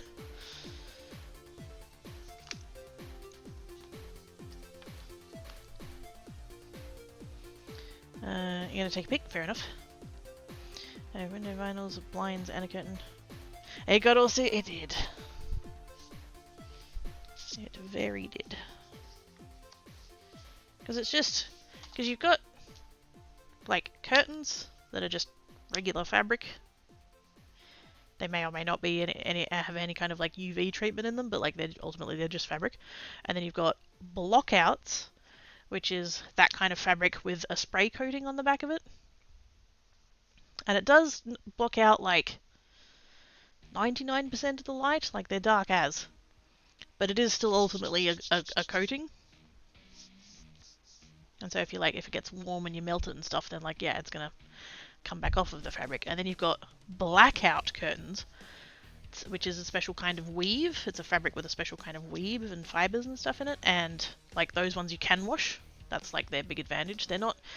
I'd say they probably block out maybe 95% of the light. Like you'll get a little bit just by the nature of the fabric. Like you can't have it be 100%, but yeah.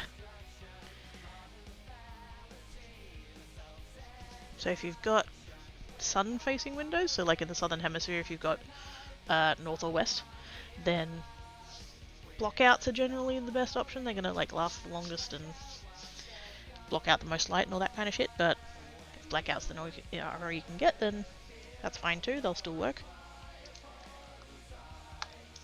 Yeah, I know far too much about curtains.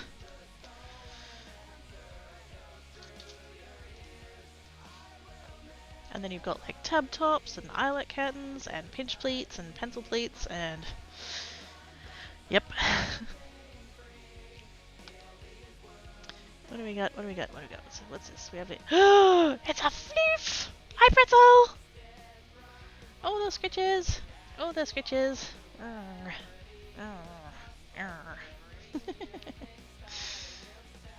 Such a good boy. It's picking the pickies. Wait a minute. Pickies.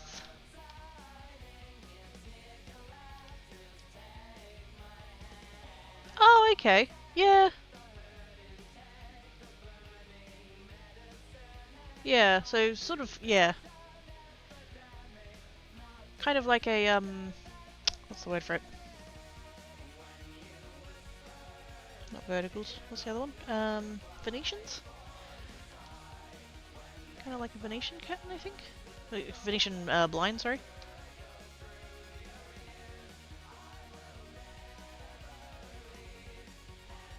Size half hit the nursery. How in depth do you want me to go?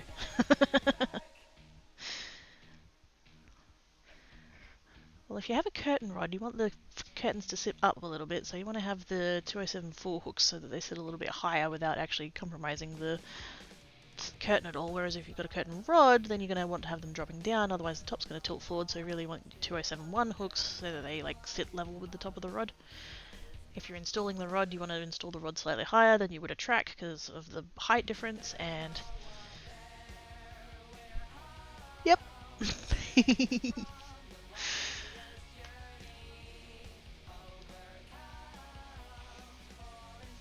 If you're doing pinch pleats, you need the 4071s and the 4074s because they're the kind of hook that do the pinch pleats. But if you're doing the pencil pleats, you can do them with the tape and then just use most of the hooks that are available,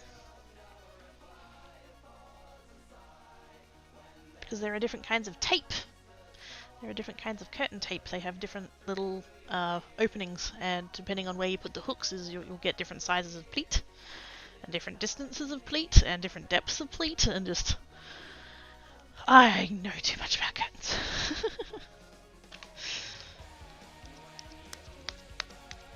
Just wait until we get into pattern matches. Oh boy.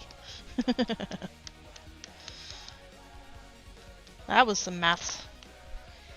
If the person was ordering custom curtains, if they picked out a fabric that had a pattern in it, you then had to do a whole lot of maths to work out how much fabric the customer would need. You'd have to work out the height of the curtain, add the hems, and then you had to measure the repeat of the pattern. So you'd like pick a point in the pattern and then look through the pattern to find out where it repeated, measure that distance, and then you would have to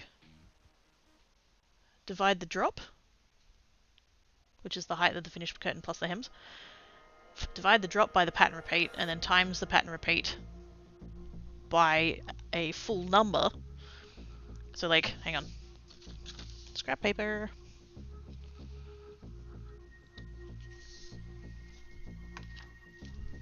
So let's say you had a drop of, actually a standard, that is a terrible word when it comes to curtains, but due to the height of the courses in Western Australian homes, so the height of the bricks. It is very common to have a curtain height of 221. Now, chances are if somebody was having custom curtains made, it's because they had a size outside of that, because you could just buy 221s, but just for the sake of it. So we're going to say that they wanted a... Let's go with a 230. Because that's like, I think that's an extra like half a course, something like that. So, you're going for 230. Say they pick out a pattern with a... What was a fairly common one? 34. I don't know why. Pattern repeat. So you divide 230 by 34.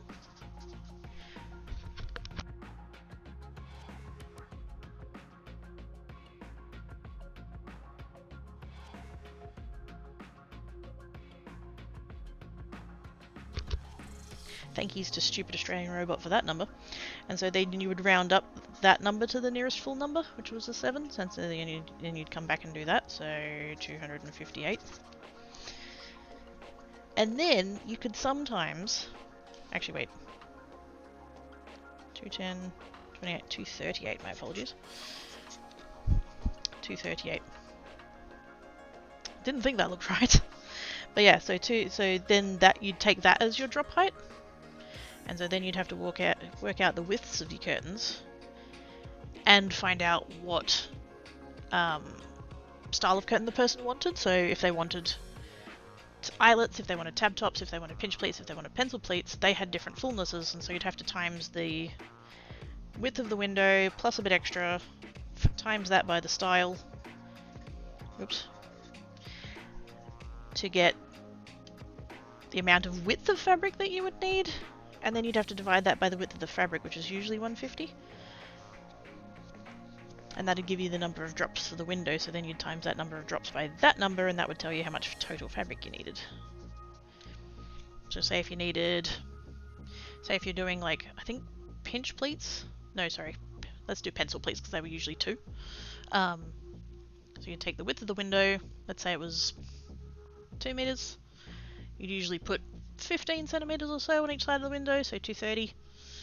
You times that by 2, 4.6. You'd divide that by your 150, which is 3 and a little bit. At that point, you'd usually say to the customer, do you want 3 drops that's like slightly less full, or would you want 4 drops that are like a lot more full? And like with a number like that, they'd just go for the 3. So then you just go 3 drops of 238, so whatever that maths works out to.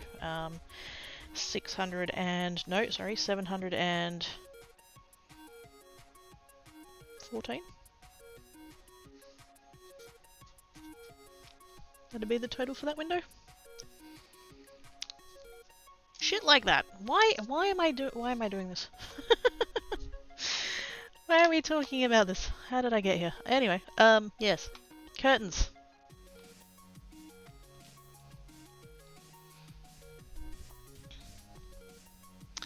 Nod to that. Yes. Just smile and nod and pretend that you know what I'm talking about. Maths! Trigger warning. Wait, what? New partner from the rod and a food is on the floor. Didn't want that, so we got scissor and cut.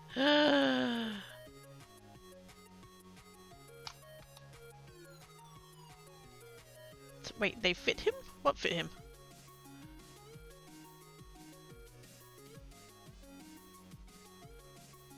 Isn't that a little rough around the edges? Yes.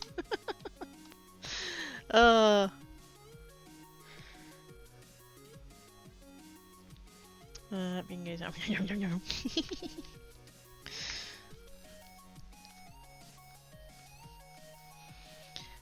They fit his personality. That's fair. That's fair. The curtains that I have in the bedroom I made myself, but I never got around to shortening them properly and putting a hem on the bottom.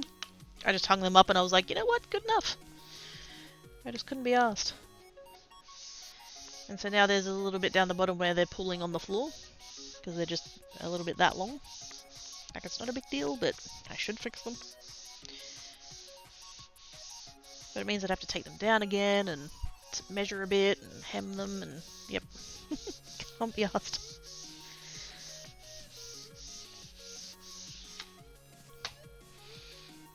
I may find you but later and train my mum who will have questions. Fair enough. Can't guarantee I'm going to remember the answers, but... Hi, Bliffle's mum!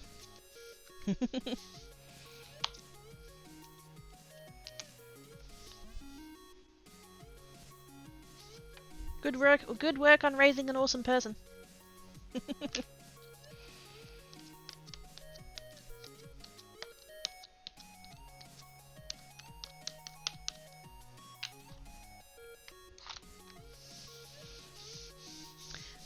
We have to finish a bit of the company.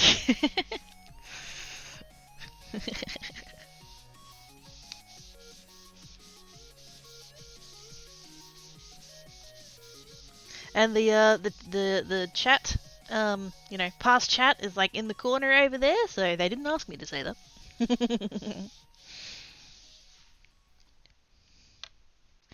I just say truth.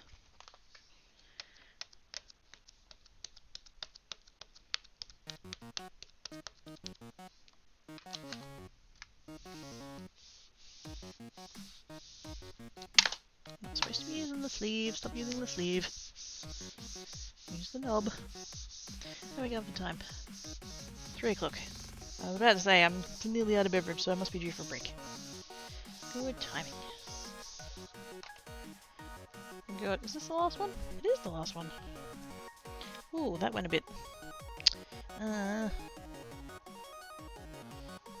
one went really blurry in that, on that side there.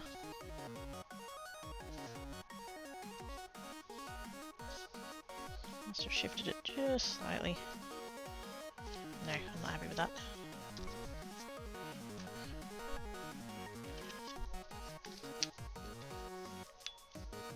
If it was on the tree, I could get away with it, because, like, edge of a tree being a bit fuzzy, like, that's the thing, but the text, nah.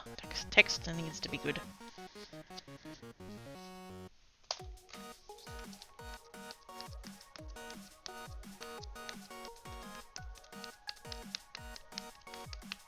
Especially because it was on one side of the text and not the other side of the text. If it was the whole thing, again, you could kind of get away with it because it's consistent, but... it was just that one side, that one corner.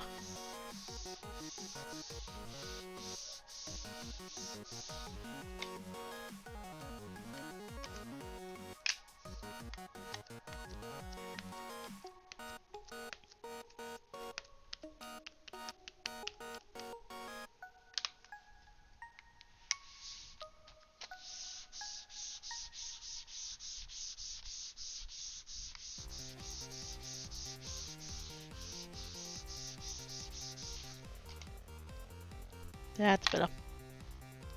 That's heaps better. Okay, good. That was going to annoy me. Okay, I have the purple to do, but I'll do that when I get back.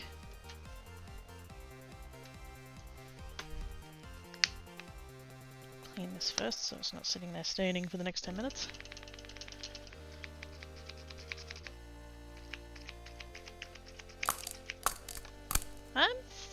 I'm going, oh my gosh.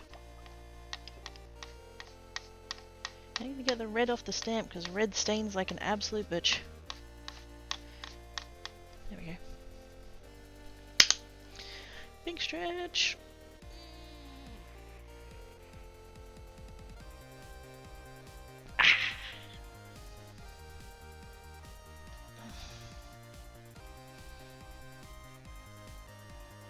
I had a little sleep in this morning.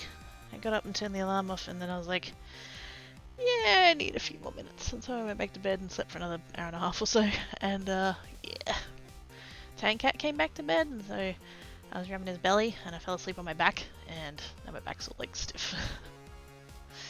It was worth, but yeah, I needed that stretch. So thank yous. Okay, I am going on break. Stand up, stretch, walk about, have a snack, have a beverage, go to bed, get out of bed, take your meds, all the something you need to do all the stuff and things. Shower time.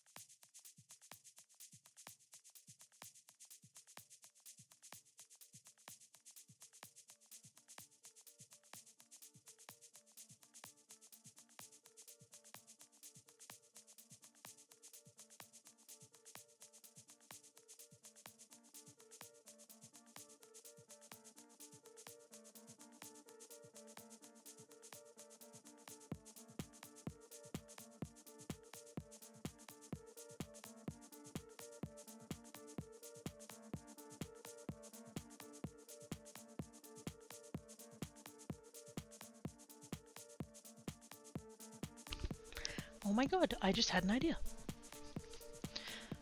I do that a lot, but this particular one, I'm sharing it with you. Wait a minute, let's catch up on chat. I did the stretch, I did the hydrates. Snooze ins, fuck yeah. Sometimes you just need that extra hour. Oz has gifted a subbage to Ina. Thank you, Oz. Oz in the Rainbucks. Hope Oz has a good Rainbucks. Overlord! Hi! How you doing? Wants 9,000 more Overlords. Why would we do that when we've got 9,000 of them here already? Oh my goodness. 18,000 Overlords?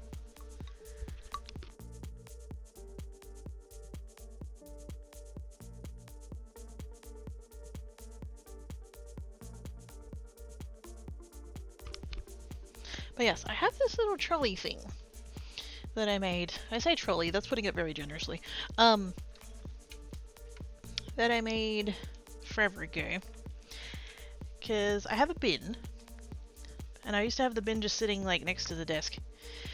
But then I would rest stuff on top of the bin. And then I would be able to put things in the bin. And so I made a little trolley thing. And now it's got like a top shelf. And so now I can wheel it like in and out as I need to. And then rest stuff on the top shelf so that it's not sitting on top of the bin. And so now I rest stuff on the top shelf and on top of the bin. Because I haven't learned apparently. But yeah, it's quite a tall bin. And that's been fine, but also like putting a bin bag in it is like a bit much. And I don't always buy bin bags because I don't like because I get groceries delivered and they come in bags. I use those bags to put rubbish in and just take them down to the bins. So I guess it saves me buying bin bags, but yeah, those bags don't fit in this bin. And having now excavated the bin once again and put some rubbish into the bin, I've realised that the bag is full. And I don't think I have any more of those bags. So my thought was those bags that I get delivered when I get the groceries, I could totally use those bags. But it means that this would need another shelf. But it does mean all of the rest of the space underneath it would suddenly become free for things. But then my thought is, do I just add a shelf to this one? Or do I build a new one from scratch?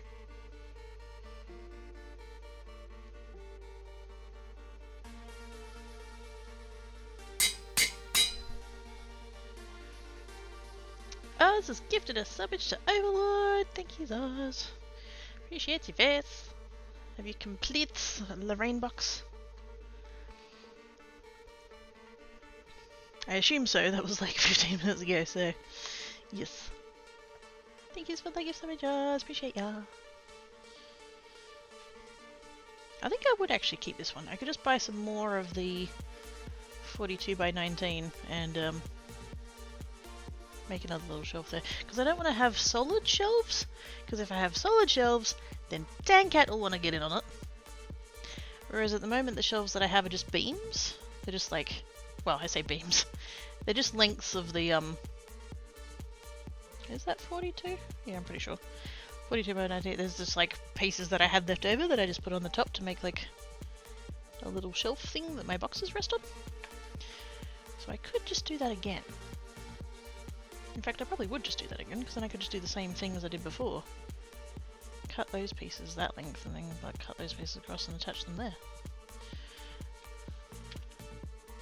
Yes. Means I get to go to the hardware store after stream. Yay! I need to go out after stream anyway. I'm still mad about it. I got my groceries delivered last night. Well, yesterday afternoon. Middle of yesterday afternoon. And I ordered what I order every week, which is that I ordered 300 grams of ham. And that's what I put in my sandwiches all week. Because I like having lettuce, ham and cheese sandwiches. And so I ordered the ham, and then I got all the bags, and I was putting stuff away, and I realized that there was a package of, like from the deli, like wrapped up in the grey, like butcher paper or whatever. And I was like, that'll be the ham. And I've picked it up and I'm like, that's a bit light. And then I've turned it over and I've looked at the sticker that was on it. It It was 110 grams of salami, which is most definitely not 300 grams of ham. And I haven't had it before, and I did try a little bite of it, and meh. I mean, it wasn't bad, I guess, but like, I don't know, it just... I think it was because I was just like eating a bite of it like with nothing else. It was kind of like, oh, is that? Yeah. It was mostly a texture thing. It was quite, yeah. I bet if I like to put it on some crackers or something, it'd probably be fine, but yeah. I literally just took a bite of it to see what I like it, and I was kind of like, but it also means I don't have any ham. I have lettuce and I have cheese, but I don't have ham for my sandwiches. So I was going to pop round to the shops and buy some ham after scrimmage. I was going to do it yesterday, and then I'm just like, I cannot be arsed. So I could pop round to the shops, buy some ham, and then pop round to the hardware store and buy some wood, and then come home.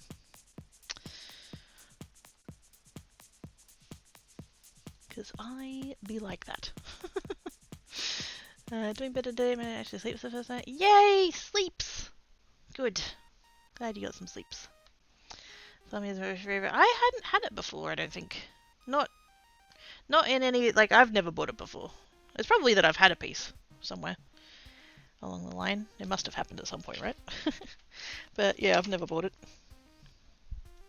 And now that I've had a little bit, I probably wouldn't buy it again, although arguably I didn't buy it in the first place, but yeah. I just wanted ham. I just wanted ham for my sandwiches. And I just got a bag of chips. Frozen chips, like, you know. Actually, I got two because they were on special. And because they put the frozen stuff in its own bag, I think because they put it in its own section in the truck. And I got the first bag out, no problem. Got the second bag out and a whole bunch of chips fell out. And I'm like, what the fuck? The corner had been torn off of the bag. And I'm just like, oh shit. Like, I lost like a good handful of chips out of the bag. And so I took a photo of that. I took a photo of the packet of salami. And then got onto the website. And like went into their system and then ticked off the one that was missing and then ticked off the one that was damaged, and they're like, oh, we'll apply a credit. Except I don't know whether I've had the email saying that they actually gave me the credit. We'll see. It totaled like $11 between the two things on a $55 order, so they might be like, oh, she's trying to scam us. So I figured it'd be a good call to take pictures just in case they ask.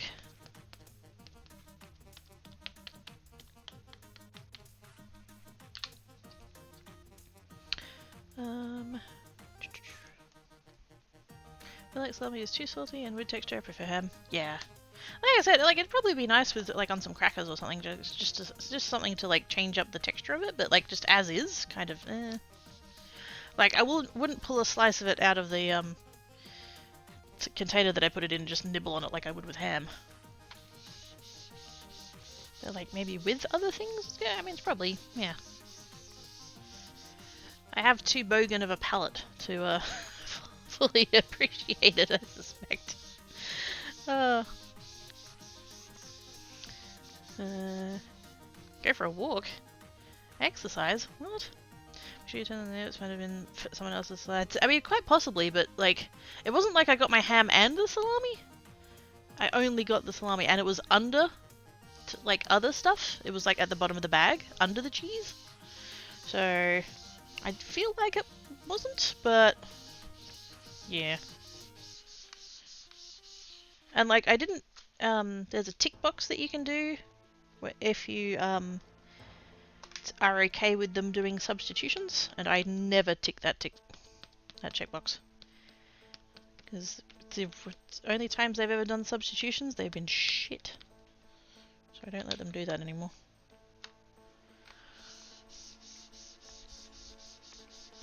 I'm sure I tell this story every time, but one of the times that I bought eggs, I bought two I bought a box of a dozen eggs and then another box of a dozen eggs. So 2 dozen eggs. 2 packets of a dozen eggs.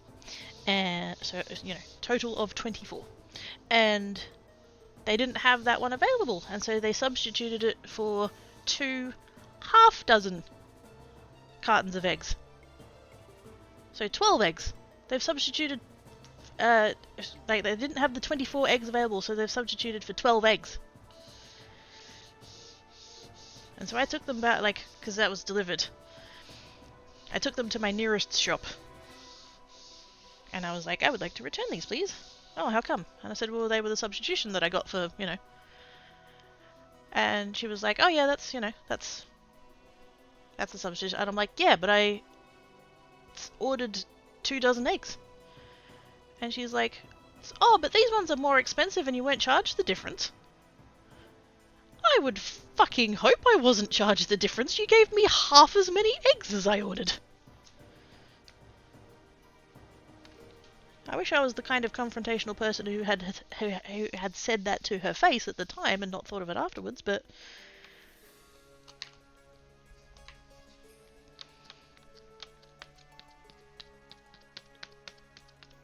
the fact that she thought that was if I'm ordering a dozen eggs, and I think back then they were about $3.50, and then the half dozen eggs were like $4, and it's like, are you seriously trying to convince me that you're going to charge me 50 cents more for half as many eggs? Get fucked.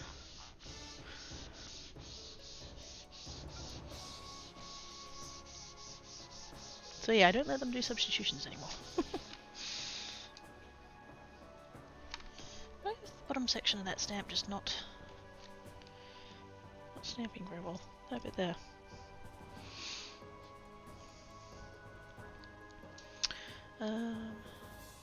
I haven't had regular salami before, but I have had what they call cooked salami, which apparently is modern taste with some of the flavours versus cured type salami. Oh. That one, I did take a picture of the label. I don't remember what it said. It was some fancy word. It did say mild. Mild something or other salami.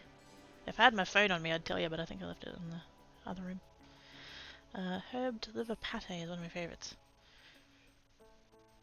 Not to sound judgy, but that kind of... it sounds a little bit like something my cats would eat. I can just picture that on a tin of cat food. Herbed liver pate. In fact, it probably is a thing. There are varieties of cat food that are pates.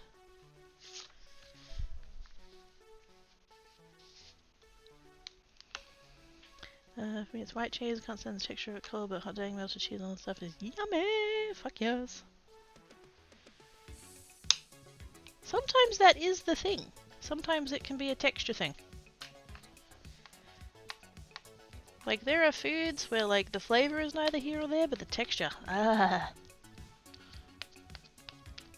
Mushrooms. I don't mind mushroom flavour, I hate mushroom texture.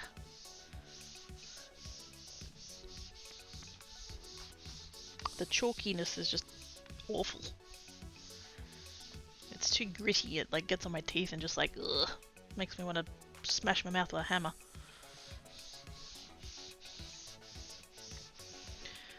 Being away in 3 minutes from a store, 4 minutes from another, and 1 minute from a pizza place, and 5 minutes from Macca's, so for me to order food delivered home is beyond bit. Yeah, that's fair. Like, why would you when it's right there? So well done for spelling Macca's correctly. I was watching a YouTube video the other day. I still don't know how his last name's pronounced. Josh Weissman? Weissman? I don't know. But he does like food related stuff, and he was doing a review of all the breakfast foods. Fast food breakfast foods. And I think he initially said that he was doing it with an Australian, but the guy was actually born in New Zealand and lives in Australia. So his accent's fun. But yeah, at one point he was talking about going to Macca's, and they put it in the subtitles as Mackers. And I'm like, that's not how you spell it. Macca's.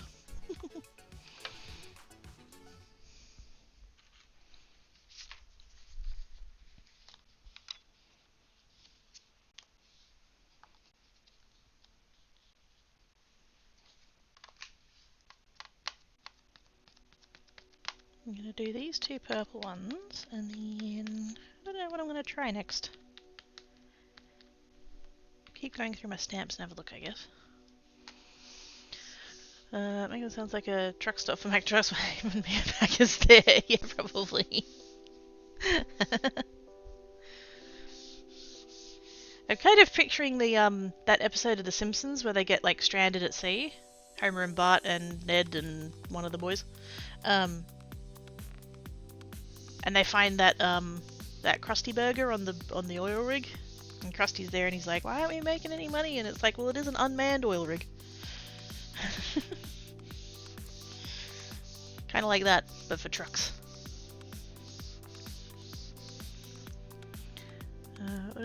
Delivered food from the place one time. I was bedridden. I called them and they paid for the delivery fee. Just walked across the street and I was like, "Aww, aww." See, that's a good place. I bet you go there wherever you can now, don't you? See that? It just takes one moment of just like being a human. Customer for life.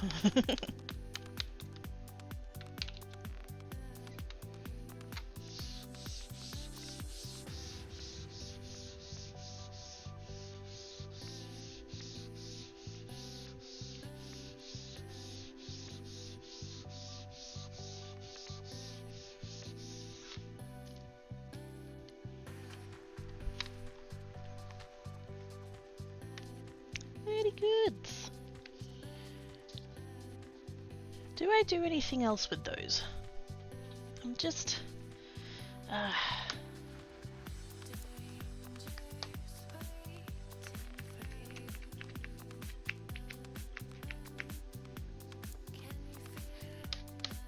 feel like I just need just a little something more, but I don't know what.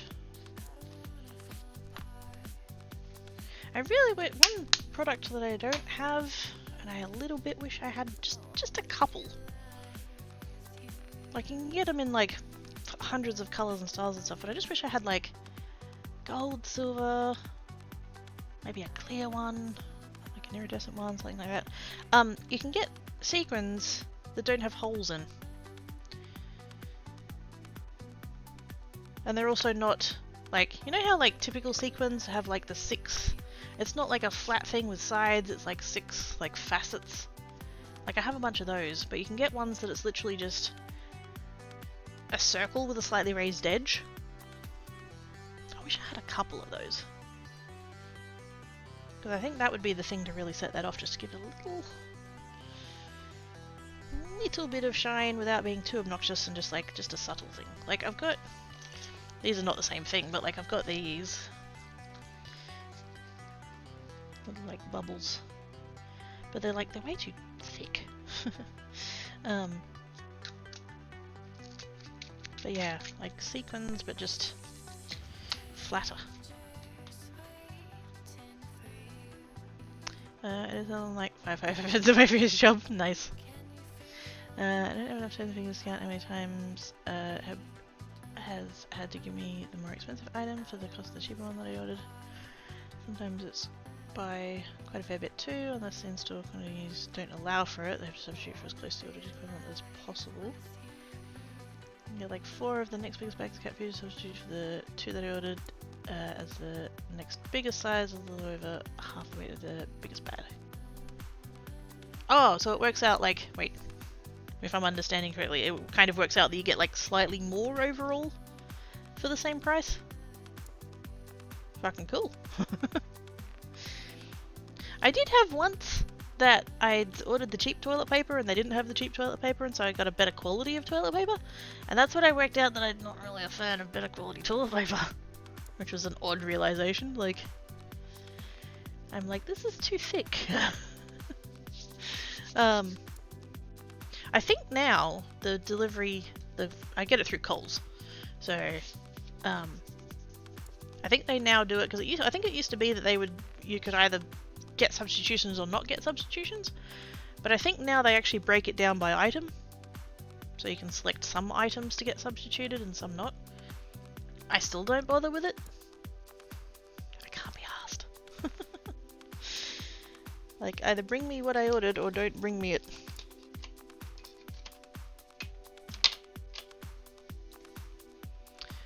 Get about 1.8 kilos extra. Oh, fucking sweet! Hell yes! It almost makes you hope that they're out of the one that you ordered.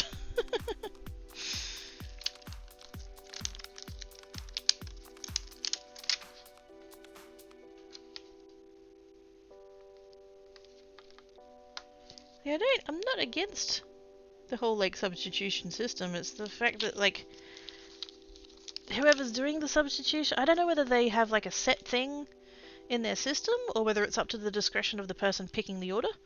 But, like, sometimes their substitutions just don't make sense. Like the egg thing. Like, that doesn't make sense at all.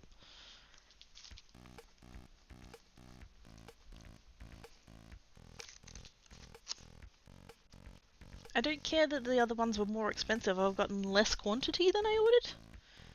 What if I was, like, baking some stuff and I needed 2 dozen eggs? Like, you've not solved my problem. I think that's the bit I'm reluctant about. Getting some dickhead who thinks it's an appropriate substitution just because you're getting the more expensive item, even if you're not getting more stuff. Like, especially if you're getting less stuff.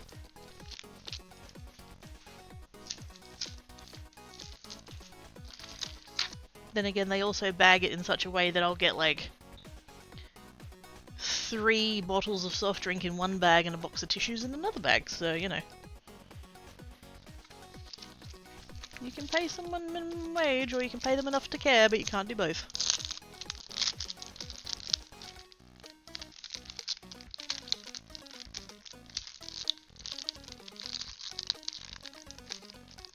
Go in that bag? It's not fitting in there. Why are you not fitting in there? Do it. Do it. Do it. It didn't do it. Come on.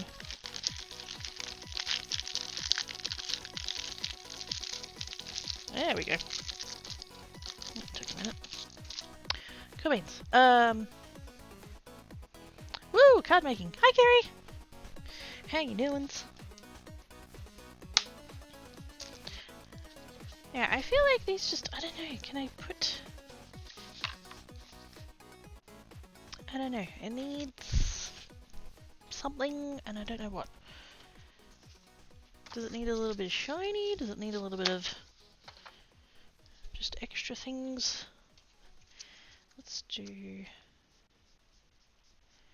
just put a little bit of that ink down there like that.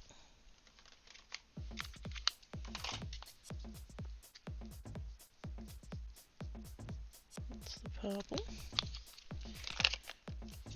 Blue was that one. Oops. And where'd the green go?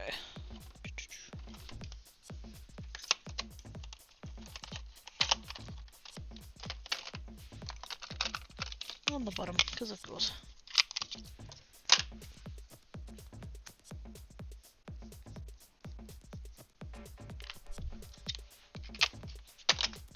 There we go. Oh, thank you. It's a navy base and then a top coat that's got like translucent flakes in it. So it'll change colour depending on what you've got underneath it, which is fun. Okay, finally got the nearly imaging goodness on my shoulder. Just waiting for my stuff to kick in so I can actually sleep. Yay, naps!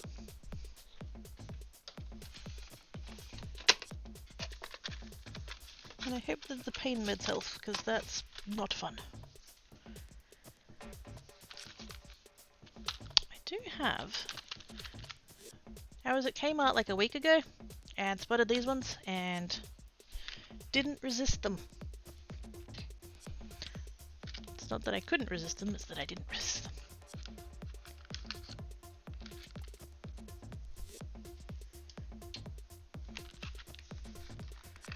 Very shiny. What I could do... I don't know how these work. Fine tip And dot tip. Ooh.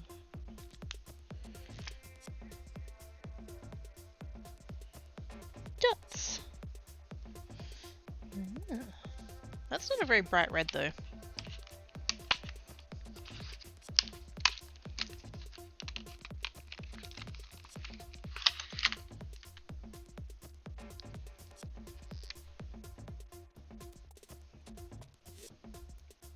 That's a pretty decent match actually, that one. That's too yellow. So we could totally just do some kind of, I don't know, do some dots around the place, tie it in. Hey, here it is. Whenever I'm checking over the delivered order, I'm more worried about if all of the cat food came in than anything else. I should have had bad workers just mark everything unavailable. And then removing it from the order instead of actually showing it. Oh, fuck's sake. Found that out when right after get the order. I got all of the bags I didn't get, and they're not only available, but they were successfully delivered. Oh, for fuck's sake. I can guess that they don't want to deal with shopping for the 13.6, but it's too fucking bad, that's their job.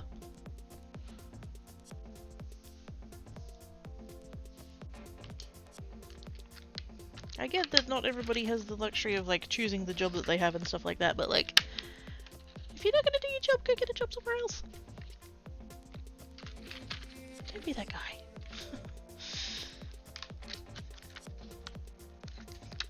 Don't be that jerk. You know what? I'm just gonna... They're not in the right rainbow order anyway, so... I'm gonna take all of them out. What a rebel. Usually I'm very particular about that. I'll like take one thing out at a time because I can't mess up the order that they came in. Wait, did I only... Ah, shit. I only did 3 of the purple card. Oh no! I moved the card bases, I had them sticking up so that I was like, that's there. I only did 3 of the purple.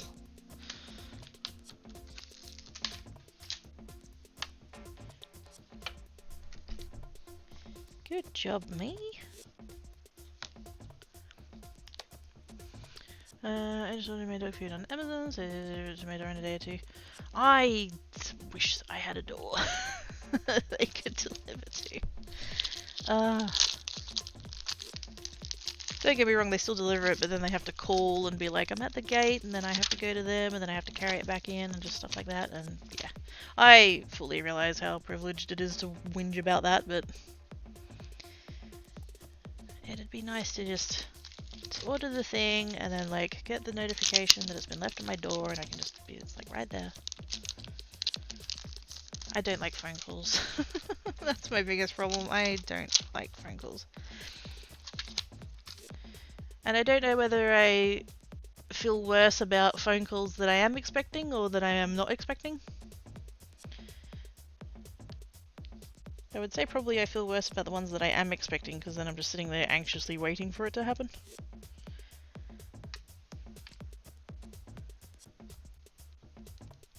I know the Amazon guy is going to recall at some point today.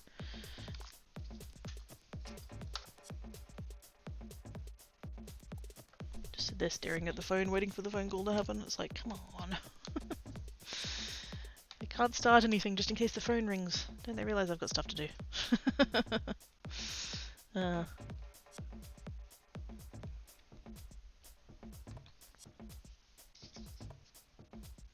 But yes, broadly speaking, I would say I'm pretty happy with their delivery. It's usually pretty quick.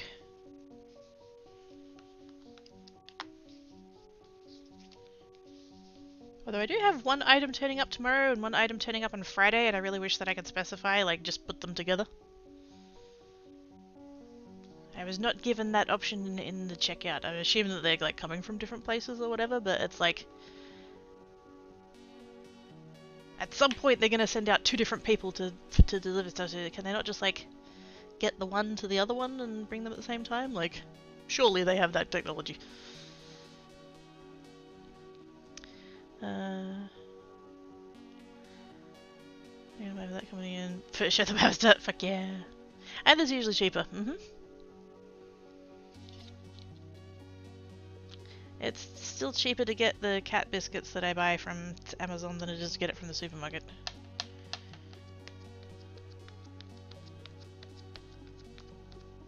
Because it used to be that those biscuits, they used to be $15 and they'd go on sale for $10.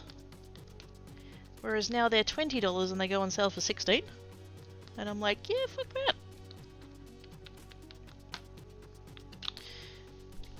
If I go on the Amazons and go into the order thing and sign up to subscribe and say totally in the intention to receive it on a regular basis, yes, you know, it's $15, so it's like, actually no, it's 10% off, so it's like $14.40.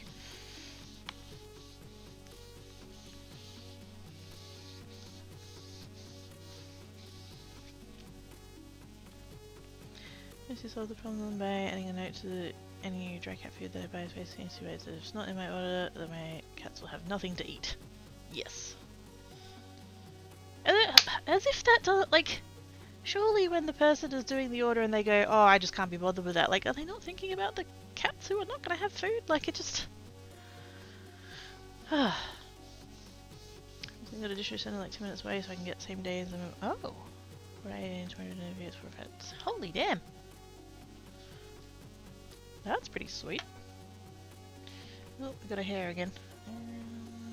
There it is.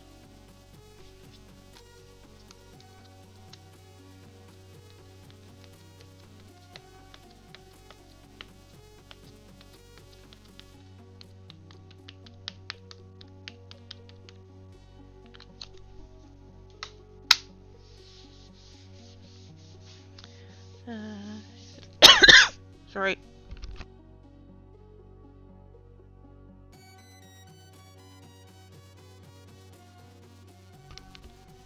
Sorry, that came out of nowhere. Acting more expensive than Heb for buying cat food. Check around the math multiple times as... No, that's fair. I'm the same with the fancy feast that I get for tang cats so that he eats medicine. They used to be $1. Actually, no, way back when I originally started buying them, they were 85 cents for the the little tins. Now they've gone up to $1.60.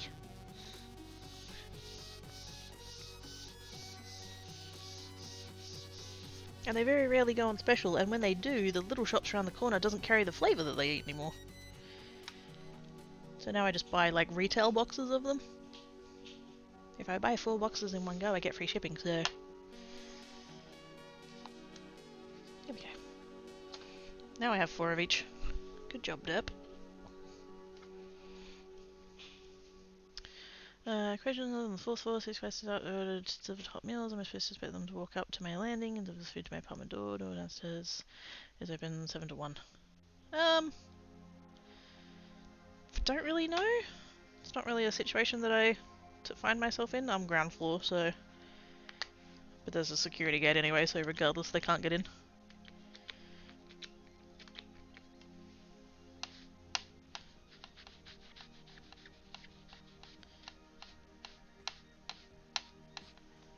You know, if I ever manage to get a house, that first, whatever the first night is of staying there, you know what I'm gonna do? I'm gonna get pizza delivered.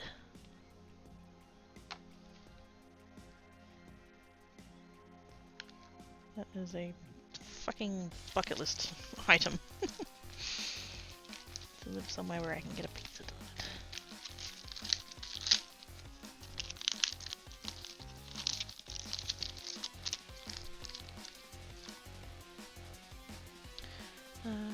The head that's nearest me in my city, so far the night and solve the problem, save for when cat feels low due to the spot. Yeah. I then cancel it. Yeah. I'll order several bags or boxes or whatever it is that I'm getting, and then I'll just go into the thing and cancel it, and they'll be like, why are you cancelling it? And it's like, oh, I've got more than I need.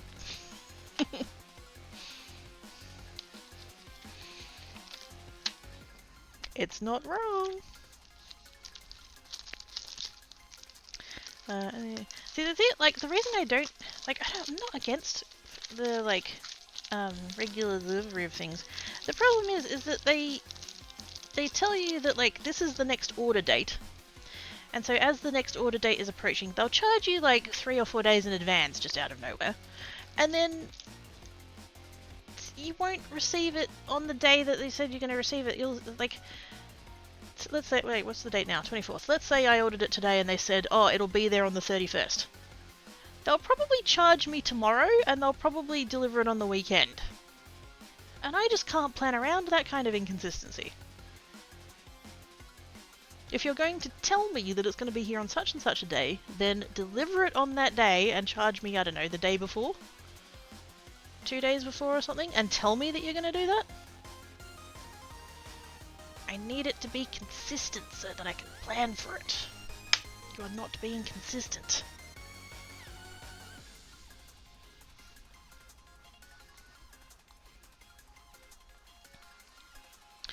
Leading the outside to the faster that reinforces my mental people suck. Yeah.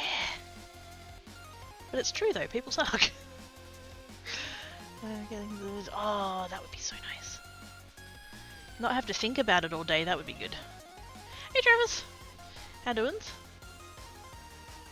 That's it, that must be my ADHD kicking in, because I'm just like, I know I have a delivery coming today, but I don't know exactly when, but I shouldn't like start anything just in case I need to answer the phone so that they can let them in the gate and stuff, and then I can just, and it just, it fucks me up.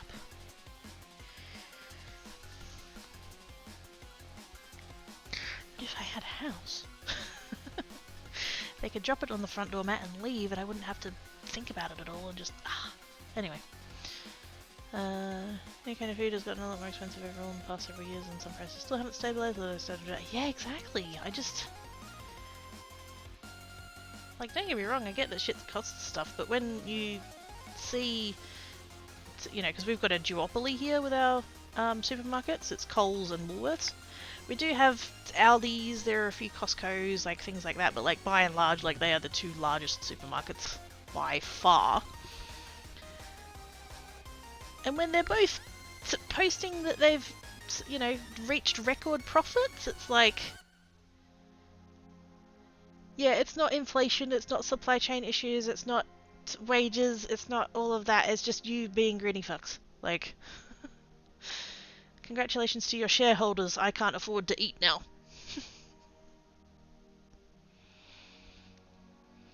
Cracky big drama's happening work, and I said, uh-oh. Happy to tell, but also to keep drama out, and I get with cheese drama. I mean, I'm here for the cheese tea. You need your own soapy, is what I'm hearing. we need a... I didn't think we'd need a cheese factory-based soapy, but I think it could work. I think running my monthly groceries order online because it was starting to get more and more often too hard on my body to do with shopping and the putting up a month's worth of groceries and others. But yeah. I just hate, like, I think I was saying this on Geeks Aside the other day, but like, it's with Coles, and I'm not, not sponsored obviously, but like, they are the one that I use. So with Coles, if you can specify different time frames for getting delivered, and if you choose a small window, it's more expensive than if you choose a bigger window, so that they can like plan their flexibility around everything. So I just opt for the 6-hour window because I'm home all the time. I don't really care. And if you get it delivered on a Tuesday, Wednesday, and maybe a Thursday, that opting for that 6-hour window is $2. If you choose a 2-hour window, I think it's like $10, $11. But yeah, if you choose a 6-hour window on those 3 days, then it's a $2 delivery fee, and then they charge you $1.50 for packing. Can I pay more and get better packing? Because they're so bad at it. But anyway, so it's $3.50 to get groceries delivered, and the groceries on the website are the same price as they are in the store. So there's no like cheeky markups or anything like that. It's the same. So for $3.50, I can avoid driving to the shops, finding a parking space at the shops, walking from the car to the supermarket. It's walking around the supermarket with a trolley, trying to avoid all of the oblivious idiots who just will be walking along and then see a thing that they want and just suddenly stop. I don't have to spend an hour negotiating around people who just like have no system at all. Or like trying to get past the people who have apparently never been in a supermarket before. I don't have to stand in the line at the checkout. I don't have to do self-checkout. I don't have to then take that heavy trolley back to the car. I don't have to take the groceries out of the trolley and put them in the back of my car. I don't have to take the trolley back to the trolley bay. I don't have to drive home again. I don't have to carry my groceries from the car to my unit, and I don't have to put them away. For $3.50, why the fuck wouldn't I? And that's not even counting like the fact that if I'm at the shops wandering the aisles, I will see shit that I don't need and wouldn't have thought of, but I've seen it and gone, oh yeah, I'll get that.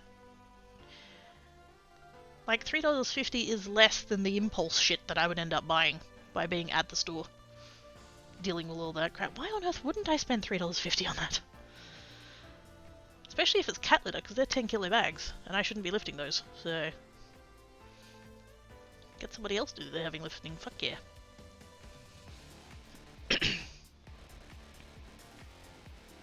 So yeah, online shopping for the win. Well, they assume a 30-day supply should be filled in 25 days, and then sure that, and before long you have 90 days for that. Yeah! And like, I don't mind a little bit of a buffer, but like, not that much. Yeah, waiting mode. Yeah. I know that the grocery guy is going to be calling sometime between 1 and 7. Therefore, I can't start anything all day because, like, what if I get carried away and don't notice the delivery guy here? Because that's logical, right? Definitely just agreed until enough people can't afford to eat to where it customers' profits noticeably, no matter how much they raise the prices will only rise if nothing is done. So yeah, exactly. And I think they've done like inquiries into it and shit like that, but like it's not going to change anything. Congratulations, you've confirmed that the supermarkets are price gouging, but unless you pass some kind of like law or some kind of taxes or anything like that, it affects nothing. Any sort of thing along the lines of home and away or neighbours with a hint of sitcom or comedic fun. Yeah. It's a Big Bang Theory, but at a cheese factory. Can't wait until I get my car. God damn, gonna be good. Oh heck yeah. So convenient. Lastly, places and you're starting to get desperate enough in the States start offering new deals, though they're temporary, so obviously not desperate enough yet. Races, however, really only decided to have any product at all, start to stabilize and impress. Yeah, it just... And like I said, like, I know inflation's a thing. I know that the supply chain issues are a thing. I know that, like, manufacturing, you know, sourcing the stuff to make the stuff is a thing. Like, I know that there's elements all along the thing that are going to affect stuff. I don't expect things to be the same price as I remember them being in the 90s.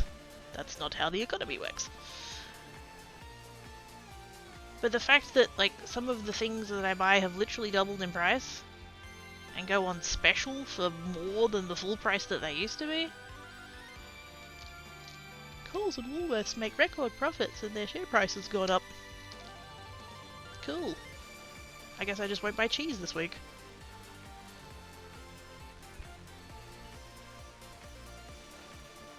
Like how many ways push Seinfeld, but I'm Seinfeld, but instead of becoming Hobbits, me, when you do Greggy Discord. That's the trolley farm we need to talk about. If you are on a Megamart and you shop and use a pushcart out to the parking lot, do you deliver it back to the designated spot or just find a spot for it? Safe spot for it to stay. You take it back to the fucking bay!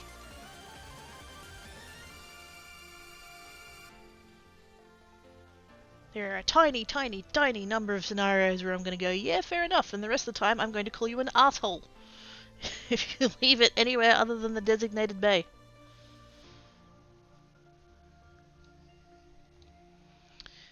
Changing 5-minute types of breaks can be a thing. If only my time blindness let me believe that I would only take 5 minutes to do a task. The cheese scrolls must disagreement.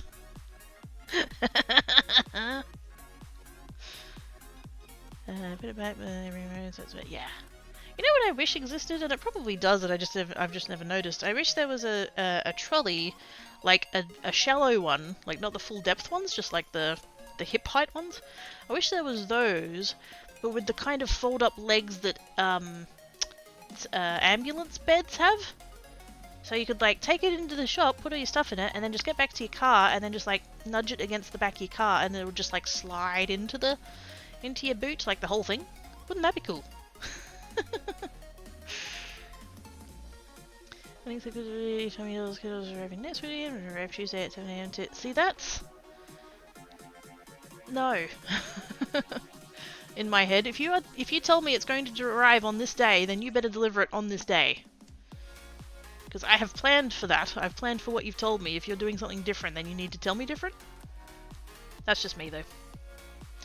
Can you tell my work before that a 5-minute task only takes 5 minutes if you don't ask for more 5-minute tasks at once? 15 5-minute tasks at once is not going to take 5 minutes to... Exactly. Maths does not maths on that one. Every man and their dog going, oh, this will only take 5 minutes. And it's like, yeah, but I've already got 25-minute things to do. How do I feel about that colour match? I like these pens. I will say that. I like these pens. Oh, that's actually a better colour match, I think. Oh no. I actually don't like either of them, to be honest. Like a collapsible dolly with short walls. Yes! Yep. I think there's a trolley design that... design... Come on, words. I think there is a trolley designed like that. Possibly, maybe that would be cool. Like this on the back of flatbed semis. Wait, is that what? I've been able to find a way to slowly build up a store of extra non-perishable foods. Got 2 68-litre storage totes. One's full of dry pasta, and the other's full of around half full of cheap mac and cheese. Dump some extra stuff in the pantry. Oops, mouse, come on. We got at least a month's worth of extra food, and even though it's not balanced nutritionally, it's just... Oh shit, yeah, like... It's fantastic to be able to, you know, be able to, like, have a balanced diet effectively, but when you're in survival mode, like, you've just got to get calories into you. Even if they're not the best ones. In an ideal world, yes, you would have, you know, a good blend of everything that you need.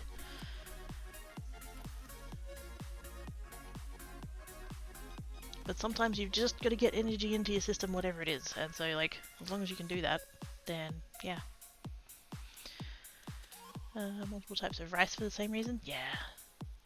I need to get my stockpile up more. I was really paring it down quite heavily when I thought I was going to be moving, and then, yeah. And I haven't really built it back up again, and that gives me a lot of anxiety. The fact that I look at my pantry and there's just so much empty space, and I look at my freezer and there's so much empty... Well, I filled it with bottles of water so that it's not running empty, but, like, empty in terms of food. It's just like, oh, that doesn't...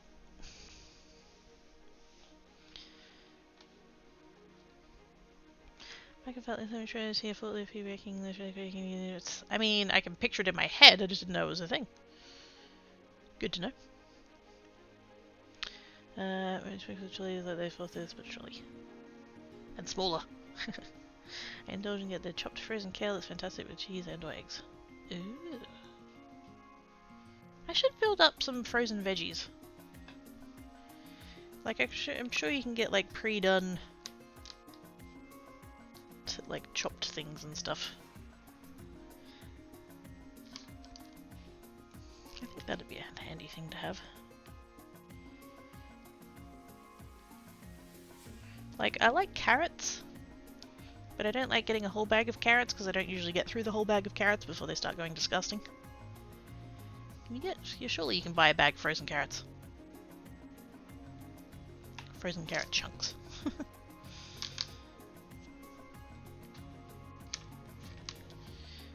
try this one, but I think it's going to be too teal. Yeah, it's too teal. That's a good blue though. We're going with that one, we're going with that one. The purple and the red, I feel like their equivalents don't match. I wonder if we could...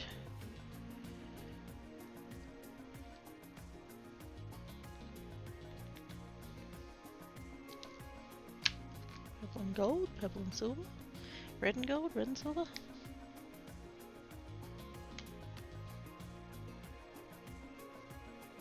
Actually, I like the purple with that silver. Maybe get away with those? What about this one?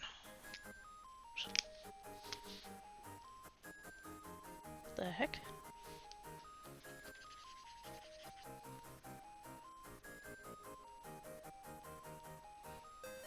That one that's got a bit weird. There's one side of the dot that like doesn't have any of the... I'm guessing it doesn't have any of the mica in it.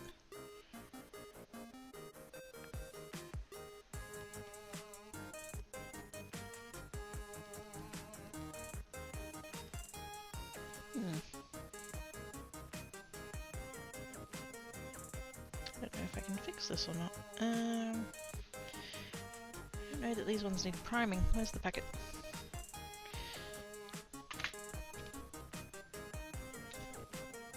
Doesn't have any instructions. There's no instructions!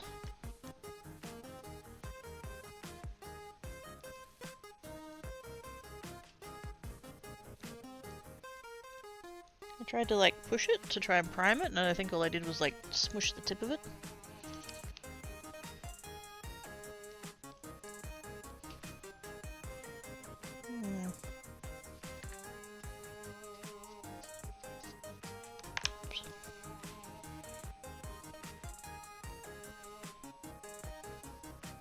Like, most of it is getting the shimmery bit, but then there's just one side of it that's like not got any of the shimmer of it. Like, you can see on these ones that it's like pretty consistent across the thing, but these ones, like, you can see there's a bit there that doesn't have any mica in it, it's just colour. That's not very good.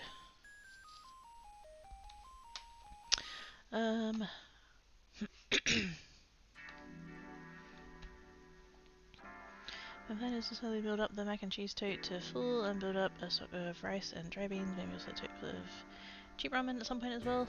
Oh yes. I still don't know how to do beans. That is a thing that I would like to learn.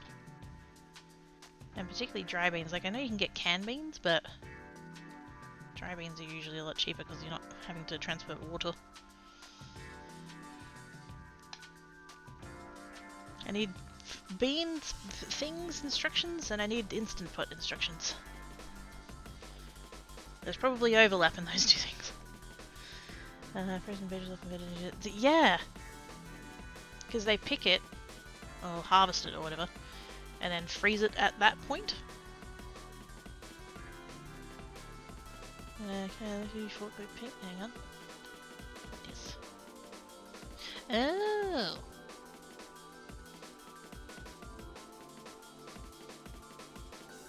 That's literally a... Yep, that's a... Yep. It's just a forklift hanging off the back of a truck.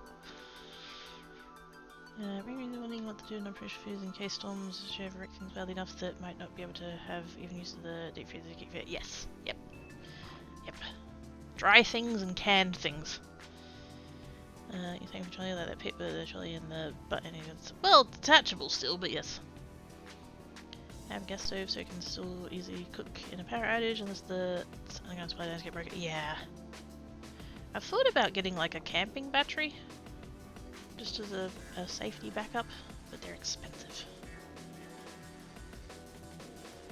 Put them in plenty of water overnight. Is that literally it? It's really easy, just take hours to cook. I just use a pot on the stove at the moment. I'm gonna crock out signs. Oh heck yeah! I had a slow cooker. When I was doing my cleaning, I threw it out because it, even on the low setting, it would get too hot. And I had stuff that was burning. But yeah, I'd love to have a slow cooker again. Although that's probably redundant now that I've got the other one, but... I don't know, I'm used to slow cooker. Or if you want, you can use it. Yeah, I kind of figured. I really need to learn that better. I was googling for recipes, and somewhat unfortunately, in my opinion, because like I don't like part of the thing with cooking for me is that I don't want to have like a fry pan to like cook things, and then like a pot to like cook things, and then like a different pot to cook other things. Like I don't want to. That's too hard. That's off-putting. That's what that is. If you're into cooking and you like want to do that, fucking power to you. But like, I cannot. That is too much for me. And so, like, one pot. I want to get it done in all in one thing. You know, one pot, one pan, whatever. And so when I started looking up Instant Pot recipes, it's like, oh yeah, you know, brown the meat in this thing, and then and saute this in that thing, and then add it all to the pot, and it's just like, literally, I got this thing because I don't want to have all these other dishes. But I kept googling, and then I discovered that the unfortunately named Dump and Go is a category of Instant Pot recipes where it just all goes into the Instant Pot, and that's all you need. So yes, I need to find one or two of those and like get the ingredients and then try that. I'm so intimidated by the Instant Pot. I don't know why. I think it's just maybe it's just because it's like a pressure thing and it's dangerous.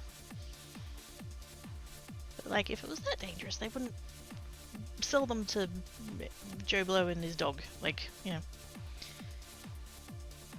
as long as they be all safe and stuff, it'll be fine. We'll go with those 4. I think, because the teal one was a bit too tealy. We'll do gold with the red and silver with the purple. Yeah.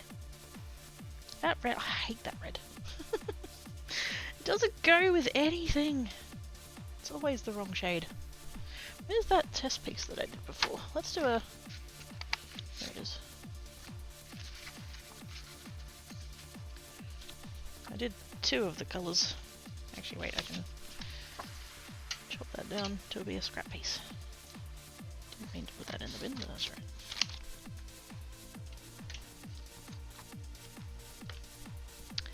Oh, hang on.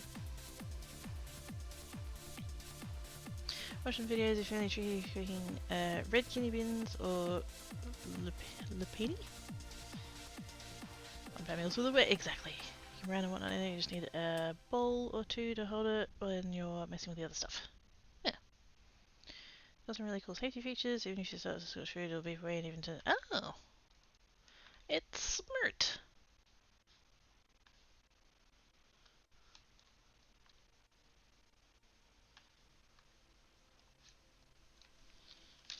Okay, red one and blue one. Just to see how these are going to look. Because I'm literally just going to... I don't know where I'm going to put them. Odd numbers and visual triangles. So...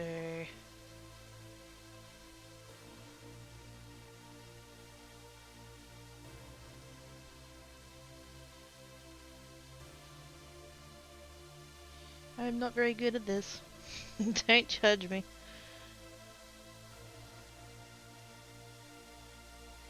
And then maybe...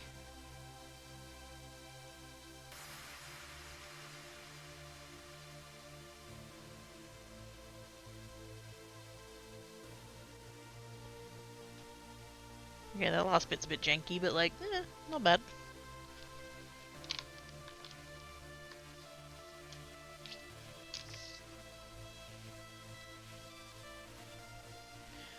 You mind make brown sushi rice, brown basmati? That's chewy and yummy. I'm gonna have to, I need to learn things. I am inexperienced. That's the word we're gonna go with.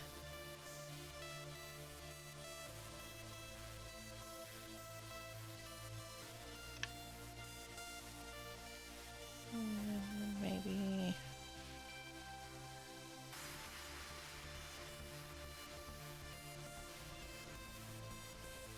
Oh yeah, that's better than the other one. Is that weird though? I don't know.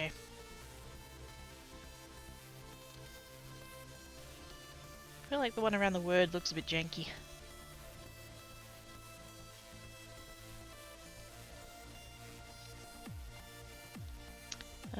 So yes, wait, yes I what? What? Oh no, what do I do? Is there anything else using Indian cooking? Smells good fun. Oh! I don't know rice very well.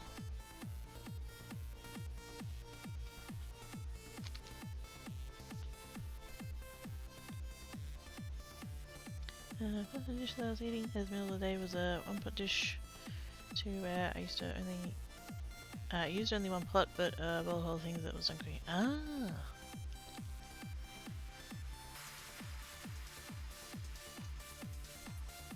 Kiev and Alfredo. Oh yes.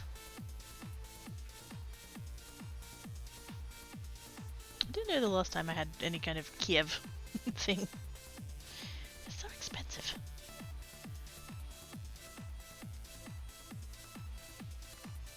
I think it fits. Fair enough. That's literally like my life motto.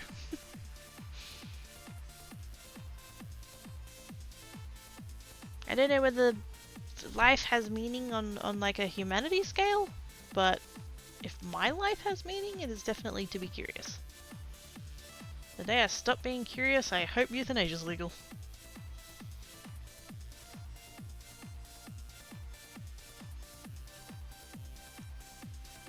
Yeah, I don't know about the dots. I don't know whether it's just like...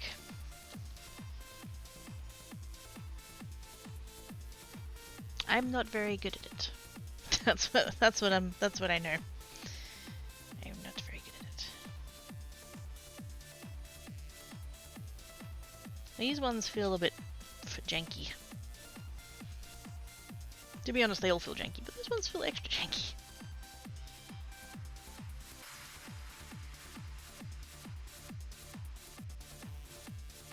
Should I add them or should I leave it?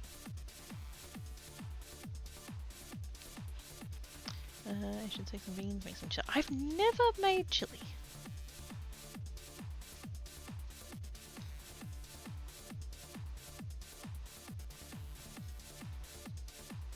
But it sounds good, and I want to try it. I've had Mum's chili con carne, and like the beans part is really good, but then she just goes and plonks it on top of a dry potato, which is quite the letdown.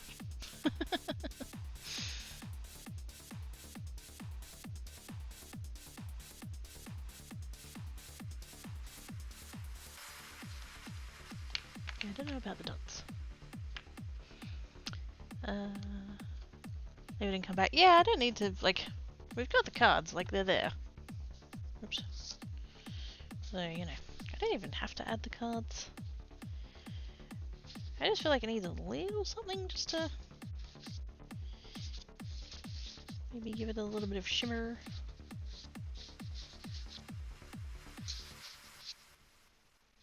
It just feels a tiny bit plain as it is. Back on that trolley on the back of your car. Oh, no, there was no trolley on the back of the car. I don't know where you got that from. Can I show you another bit? Yeah, sure. 400 grams tray, penne pasta cooked up and then mixed in cooked pork, Swiss chard, mizuna, 3 different cheeses and tomato, basil, pasta sauce. Oh, yummy! That sounds good. Your cooking sounds inventive, but not well crafted. Yeah. So, like, you know how, I guess traditionally, you'd have like half of like a baked potato, and the beans on top, and then sour cream on top of that. Like, that works, that's fine. The dryness of the potato is compensated for by the moistness of the sour cream. The problem is that Mum would do an entire baked potato, a mountain of beans, and no sour cream. And so you'd be eating through these beans, and that was like really yummy and flavorful and stuff, and then you would just get this dry hunk of potato, and it was just ugh. Hey, ninja. Good job, Buzz. I was a second away. So yeah, and it was just yeah. And so what I would do when she served that up is that like I would get to the potato and just kind of like chop it up into square and kind of mash it a little bit with the fork and mix it into all of the beans. And Mum would be like, you know, what are you doing that for? And I'm like, well, I don't understand really why you have all these nice flavored beans and then you just have this giant dry potato in the middle. Oh, but that's how you're supposed to serve it. No, you're supposed to serve it with sour cream. Oh, I don't include that. And I'm like, yeah, I know. And then every time she cooked it after that, she'd be all like passive aggressive and be like, oh, I wouldn't want to cook it wrong. I wouldn't want to serve it wrong. Fucking, if you want to eat it with a giant, dry, flavorless potato, you go right ahead. I just want to enjoy the tasty beans.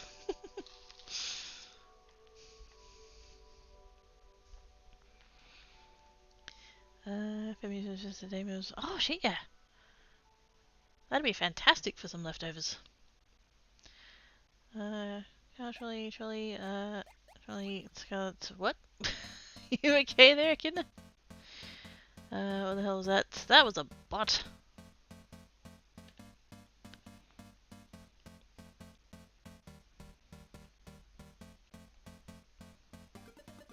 Again, for the benefit of any potential VOD viewers later, be gone, robot. Maybe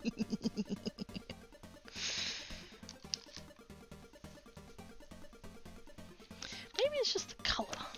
Let's go back to that red one and see how I feel about it. If we just... See, it's the wrong shade of red.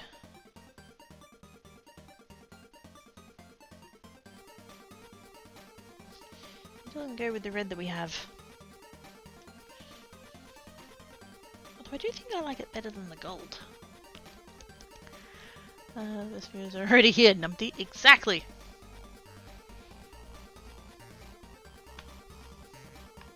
Best viewers on twitch.tv/quickycrits.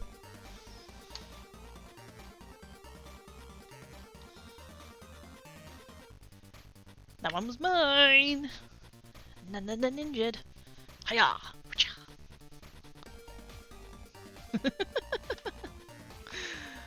Oh,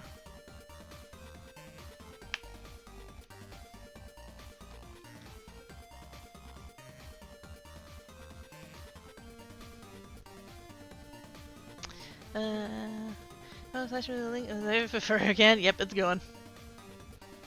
Dun dun dun dun. Another one bites the dust. I don't have that as a command. I need to add that over here. There has been a lot the past like week or so. I don't know whether I've just been like kind of lucky and like I don't get them a whole lot, but certainly they've ramped up.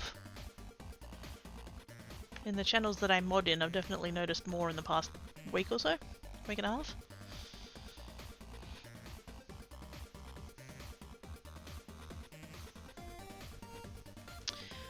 You have noticed that they're especially targeting streamers that have around 200 or less average viewers. Yeah, there does seem to be. It doesn't seem like it's as much of like a huge blanket thing.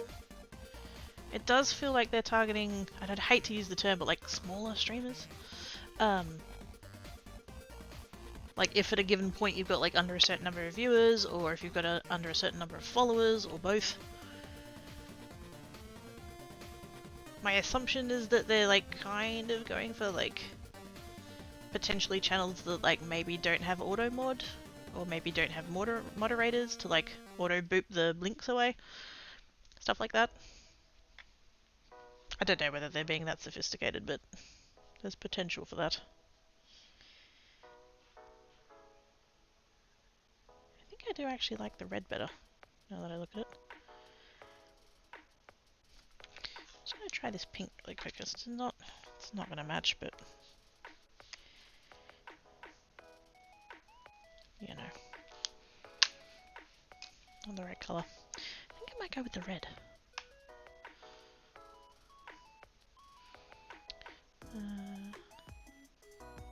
Yeah, I've seen it in the last bit. Yeah. And say this for dun dun dun conversation. What? The using of words and stuff with other people.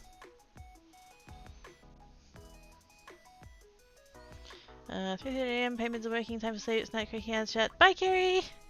Have good sleep, sis.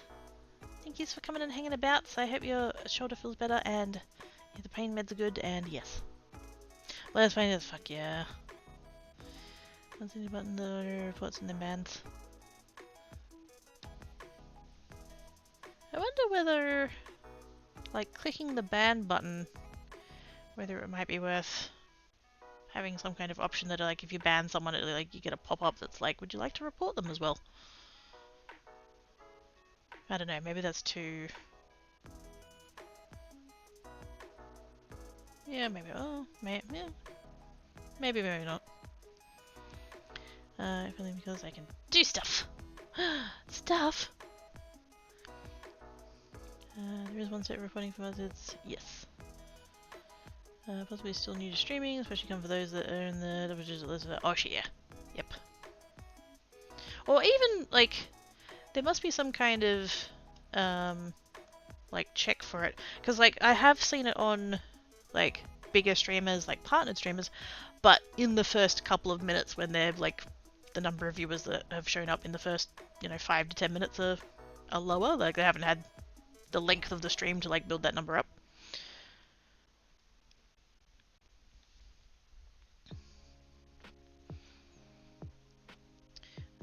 One step popping as well. It does do that in mod view. I need to get in the habit of using mod view more.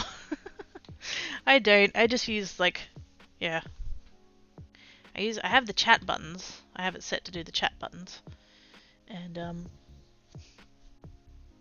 yeah. I should use mod view more often. Travis said to say, oh, yummy.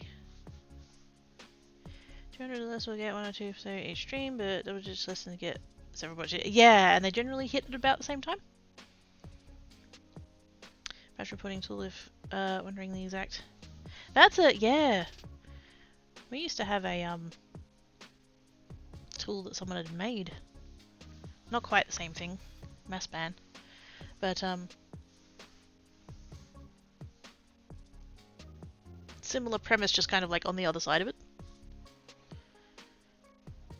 That's more for like if you get follow botted. Which, like, still handy, that's an excellent tool. I used to complain a lot about Twitch's side of things. Like, who remembers like 5, 6, 7 years ago, it's where you'd get a lot of follows from usernames that were bad things? Like, I haven't had that in fucking years. And I used to complain about it loudly. That, like, we shouldn't be experiencing these things, like, you can... And it was always, oh, but if you, like, set up a filter that they can't use, like, a 0 instead of a O, then, like, they'll just come up with something else. Well, okay, that doesn't mean that you shouldn't do that anyway. Just because it's one of those, like, the... what's the saying? The...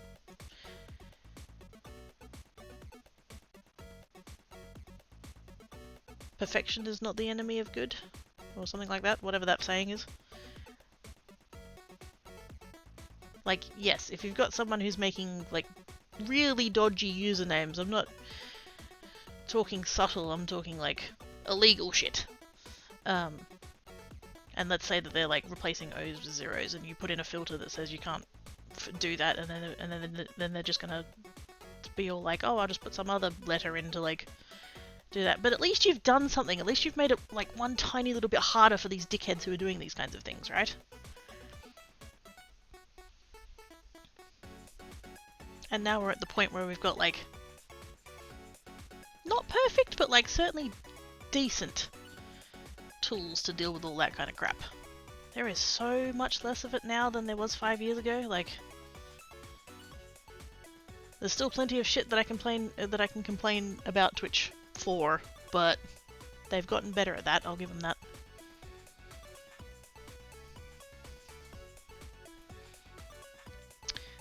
Sorry about House of the Last. Oh, I have seen that one, yes.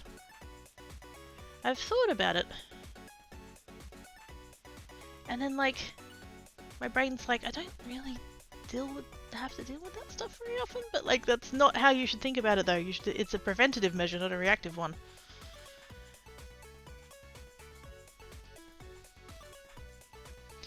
Hate rates still think if watching this interview should be getting them for a few weeks straight after videos. Oh, fuck.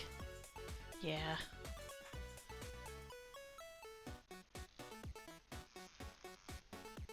Some people just want to watch the world burn.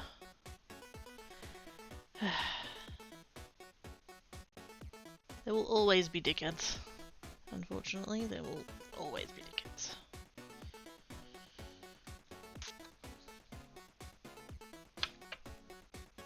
What am I doing? I'm still deciding about my dots. I don't know about my dots.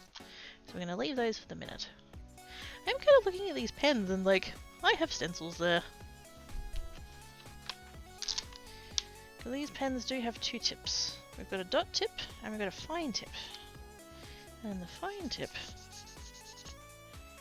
looks like it could be pretty good.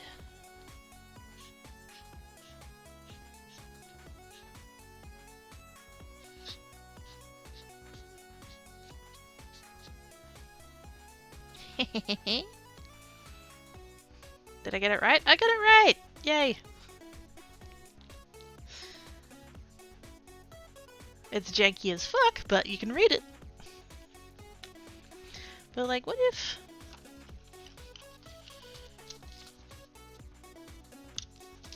Let's go with one that's like not too nuts.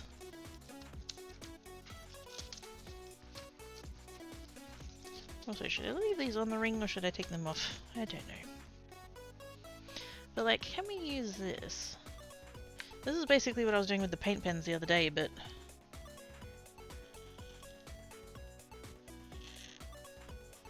I don't know whether these are going to go any better or worse than the other ones did.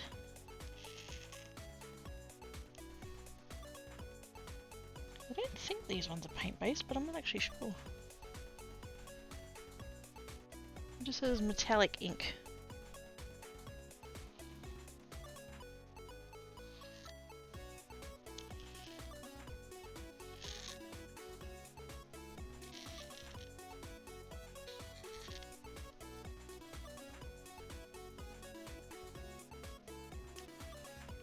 I don't think I'm going to colour them in, I'm just going to do the outlines, because that could be interesting.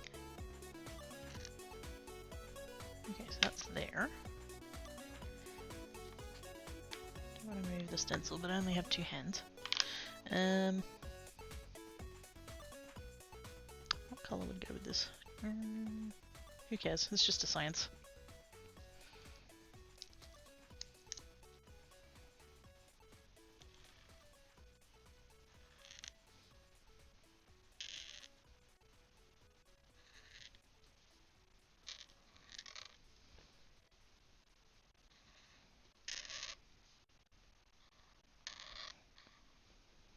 Oh, that's a better result. If I start on the edge, does mean I might end up with a little pokey out bit, but the corners do a lot better.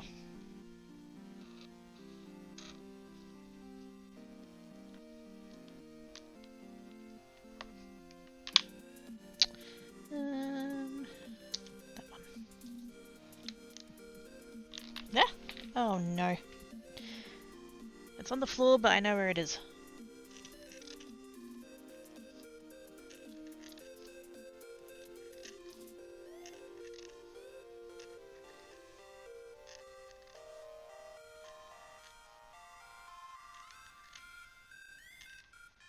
Did slightly hang over the edge there, but that's fine. Again, it's just a science. This is scrap paper.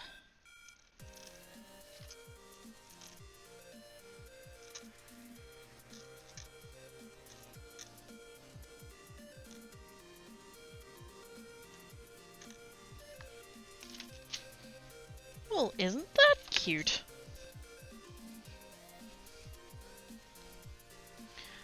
Sleepy Snuggles and Game She's says, hi Barnaby! All the snuggles! Hope you have good naps.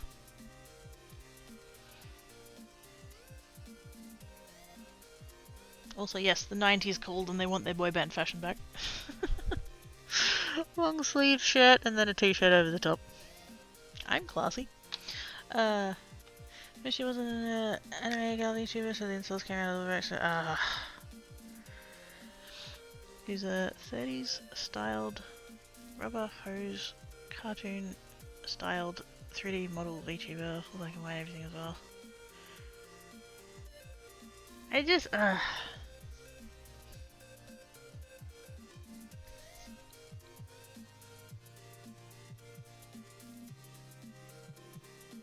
people just have nothing better to do.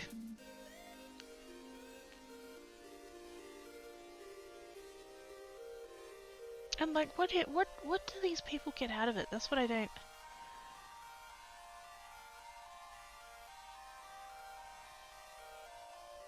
And like, don't get me wrong, I feel like there's sometimes people who have shitty opinions, but like, I still don't condone that kind of behaviour, broadly speaking. There's exceptions, but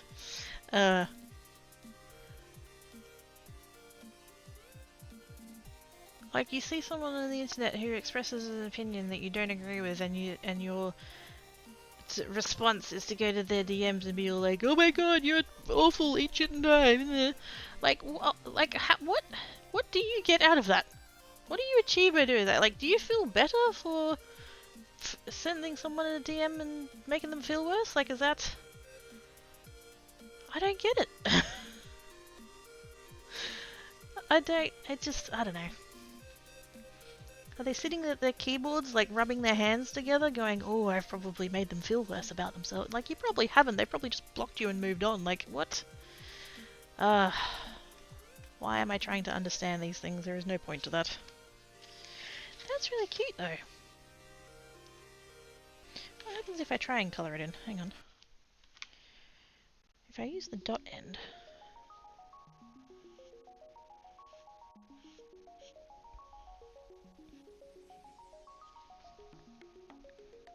See, that's cool. See, this is the effect that I wanted when I used the paint pens the other day.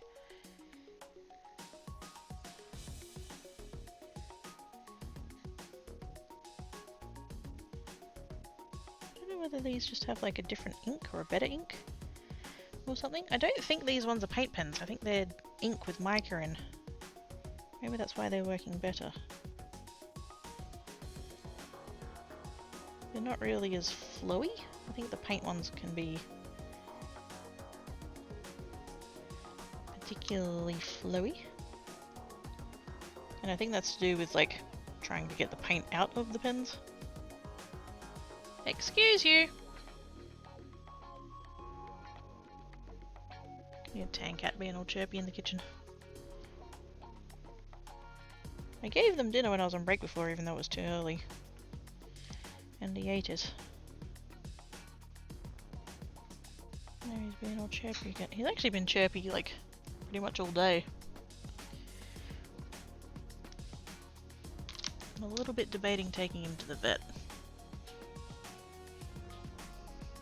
After the day that he had the other day, and then he's just been like really rambunctious. Even yesterday he was a bit much. Special modes. Gosh dang it, Sebby! Other cranky, eminent, juicy cheese jam, and sometimes sweet. My favorite messages is blowing up. I haven't even told what happened today. No, you haven't! We got distracted from that bit of the story. We got talking about sitcoms.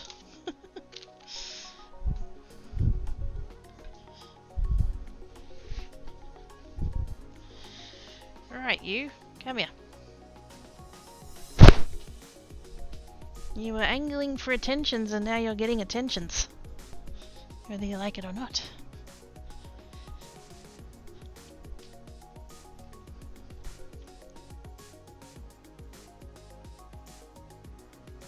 I have a tan cat. He's not happy about it.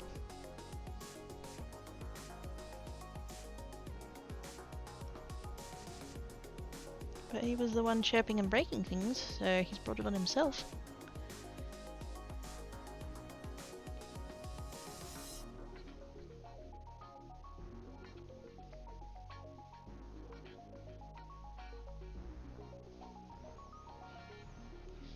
What are you gonna do now, Menace?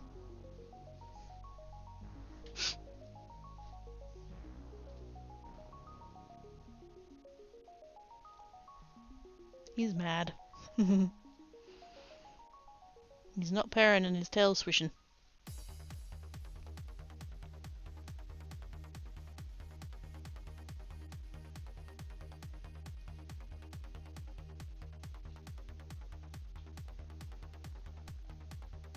Do you want to show chat the back of your head?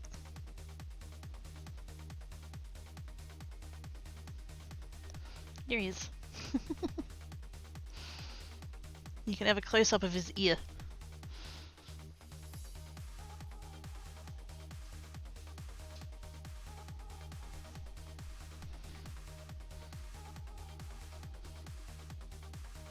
You were the one chirping and breaking things.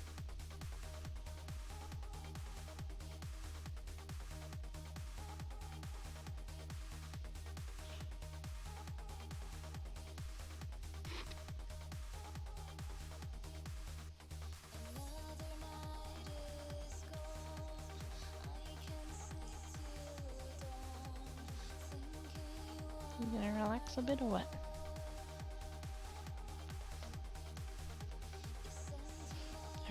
Alright. Go on.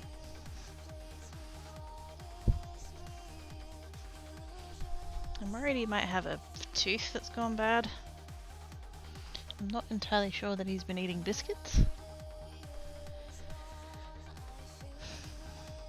So yeah, I should probably take him to the vet.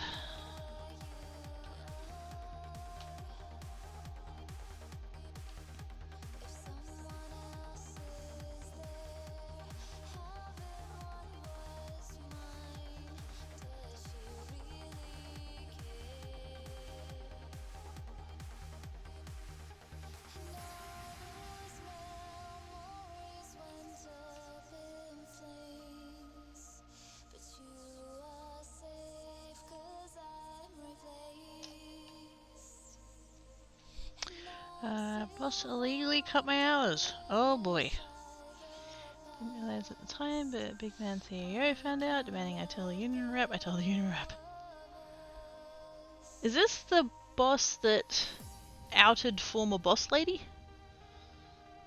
Sorry, not outed, ousted. Ousted former boss. Is that boss?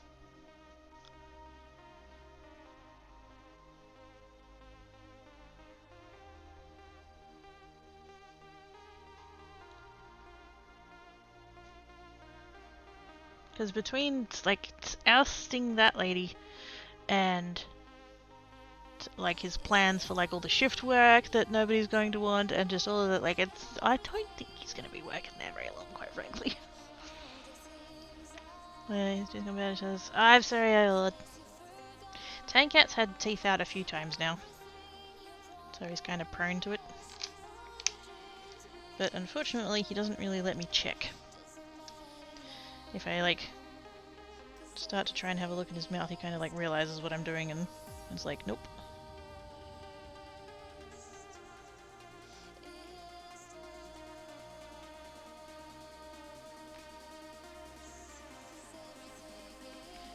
These pens are really good.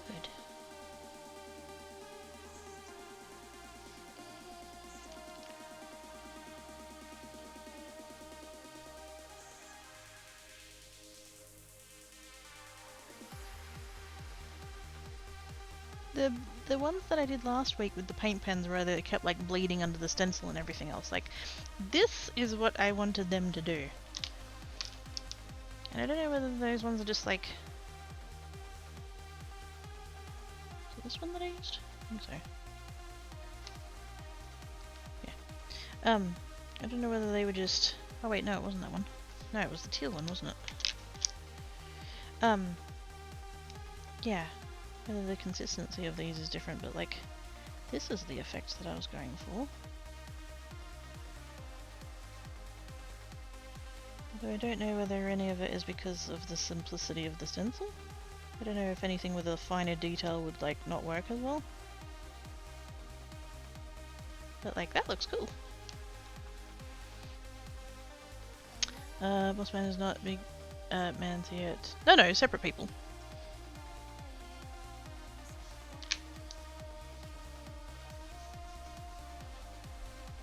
The fact that the CEO's advice to you was to tell the union rep that Boss Man did that? Interesting.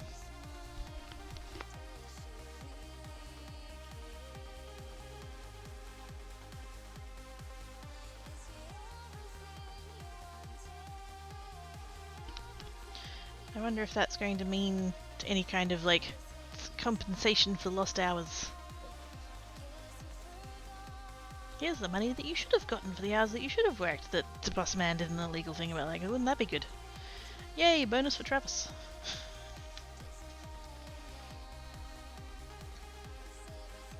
Yeah, I want to do more of this. I wonder if I could do, like, this is quite a detailed one, but I think it could be pretty. And let's, oh, Tank Cat, shut up.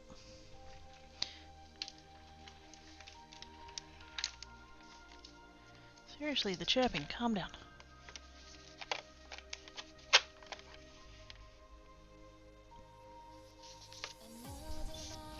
Let's be a bit of a rebel and do it straight onto a card base.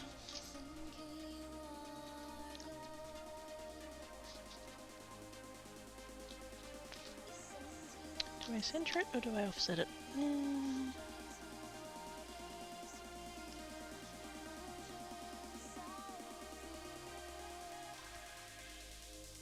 About there.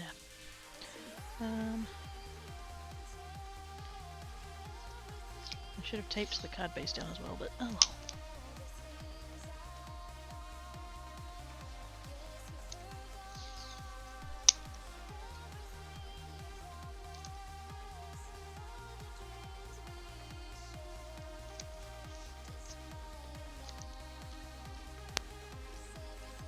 Apparently this stencil is not flat. Don't know why, but whatever. So I'm thinking rainbow.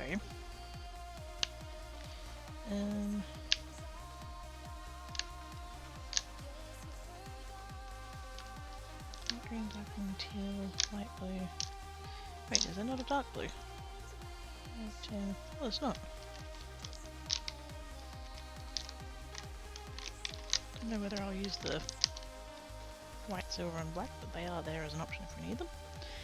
So I'm thinking like...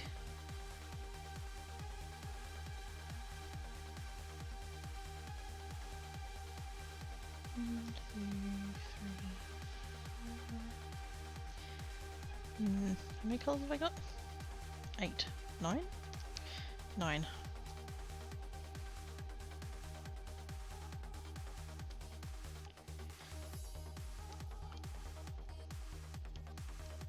think what I might do... I kind of a little bit want to try and like, almost like blend them into each other.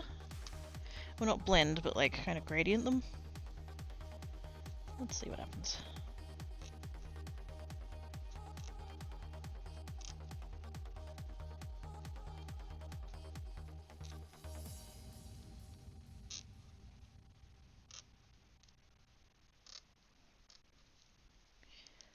And then maybe those ones. Oh, I think that one bled a little bit.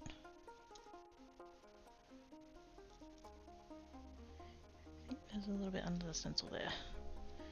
But you know what? It's a science. So in Poetry Talk, dare I use this analogy? If company structure is like a snake, the head of the snake, CEO, has now told the butt, me, we ate something we shouldn't have, we must get it out, so the butt has told symptoms to the vet surgeon in reality. So that could mean you're about to get your tummy cut open. That is one hell of an analogy, but I mean it kind of works.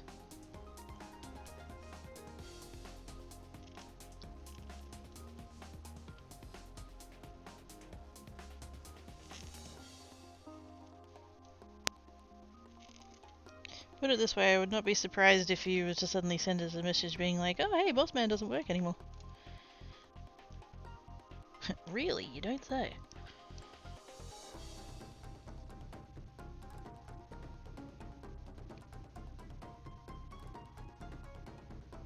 Actually, I'm not going to use that orange one because that was the Or actually no, it was the dot tip that was dodgy, so let's put that there.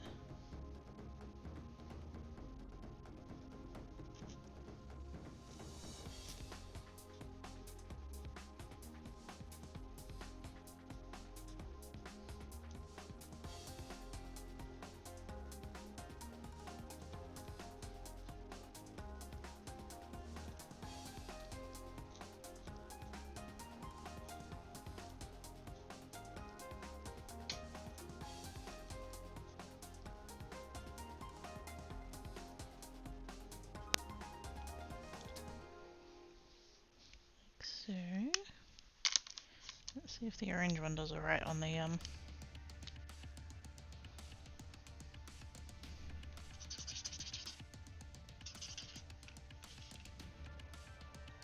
on the scrap paper that's sitting a bit weird. It's better than the dots I did though, so I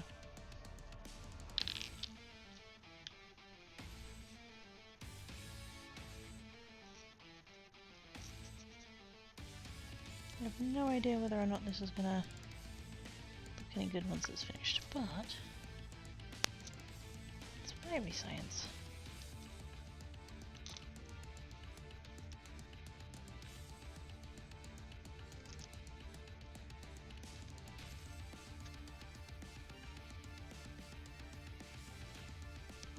I do find this kind of thing quite relaxing, so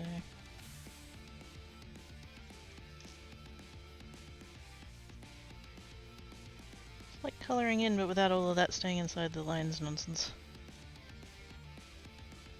It's kind of already there for you.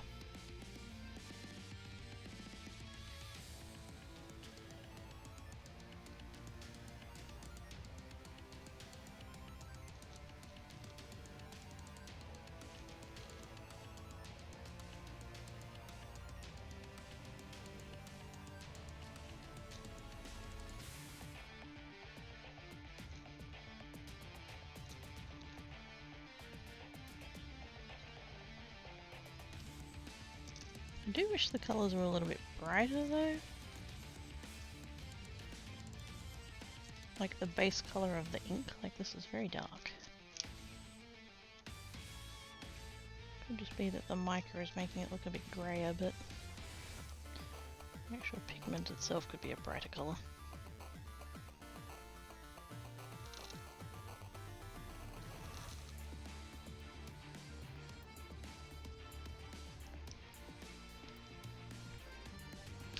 Oh, you're fine. Yeah.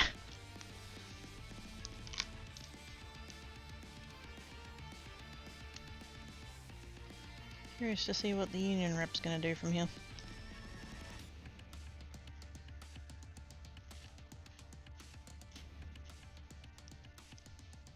So could this hypothetically mean that you're gonna get like more hours back? Since that's what your contract says?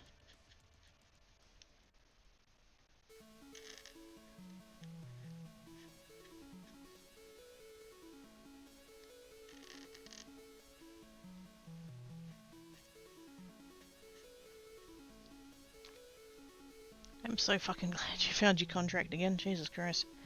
How long would this have gone on for?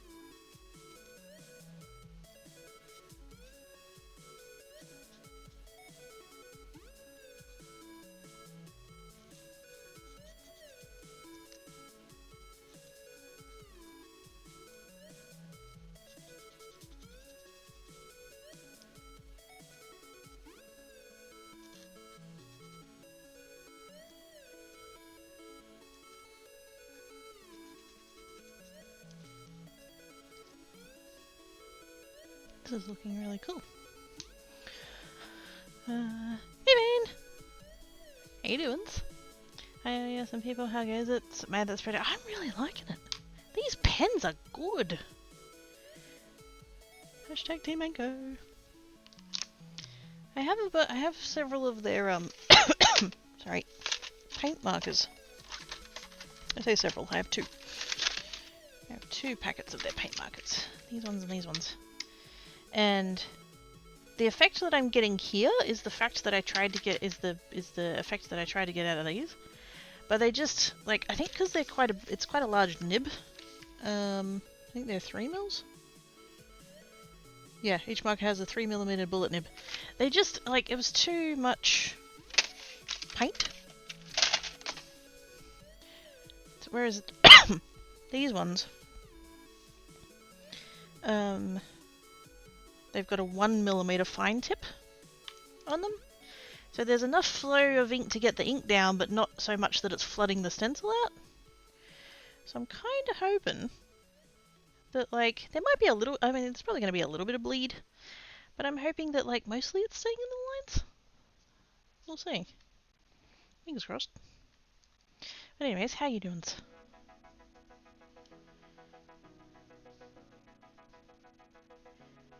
I think I might do, because I've got, like, light green, dark green, tealy green. I think I might do maybe this shape and those 2 little leafy things in the light green, and then this one in the dark one. Light, light, dark, dark, tealy green, blue. Yeah, we can make that work.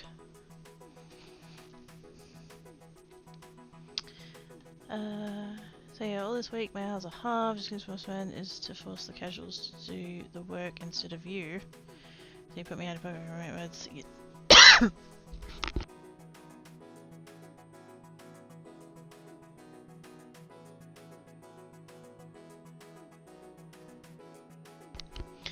It's A, illegal. You've got contracted hours.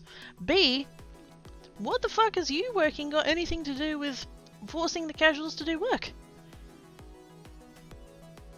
They're casuals. If you tell them that you've got work for them and they don't want to do it, they don't have to. You don't have to continue to keep them in employment if they keep refusing shifts when you offer them, but you can't just tell one of your permanent staff to work less so that you can make the casuals do more. No, that's not how that fucking works.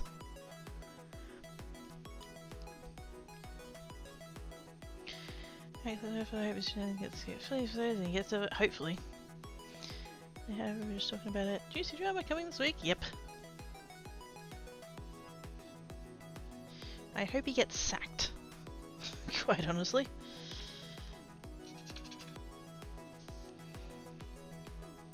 Can't sleep, wish I could make it work done. This website they're making for the chat is like, ooh. More crafty things, fuck yes.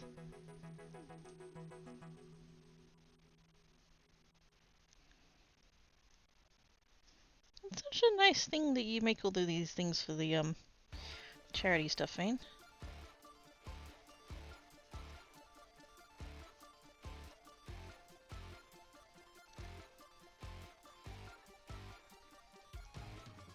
Okay, this shape is a lot harder. It's got pokey bits.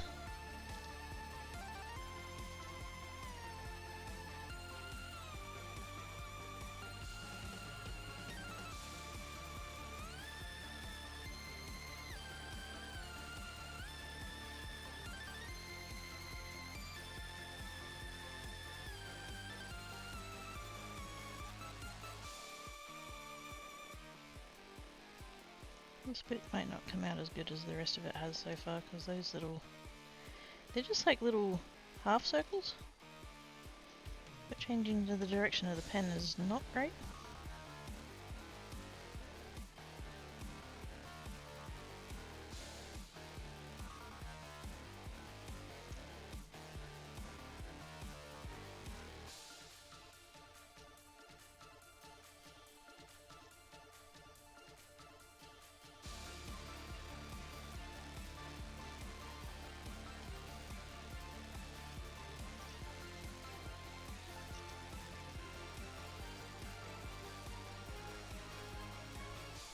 That includes Brady's finish, but I have to put buttons on. I did blanket with flower perch on the Aww! That's so cute. Make stuff like butterfly videos. Aww! That's gonna be so adorable! Much talent. Such wow.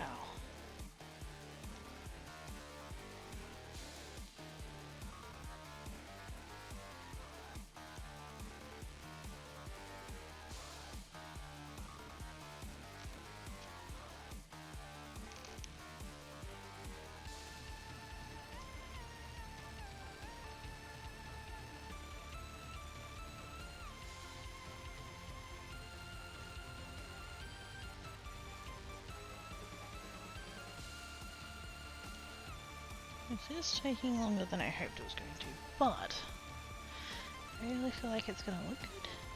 I hope it's going to look good. I hope it's worth doing all this effort.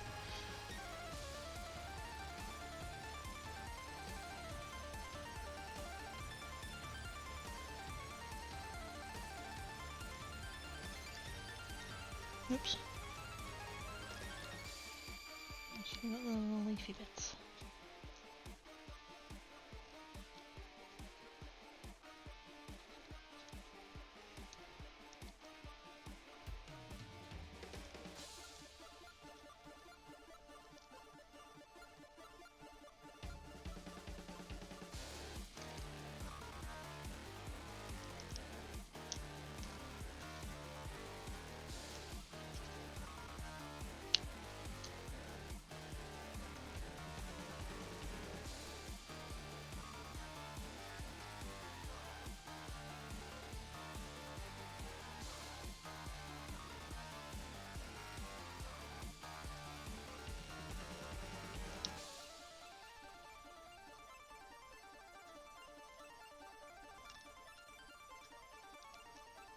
There we go.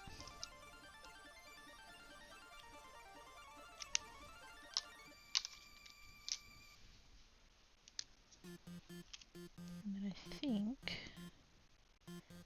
I'm going to do this bit.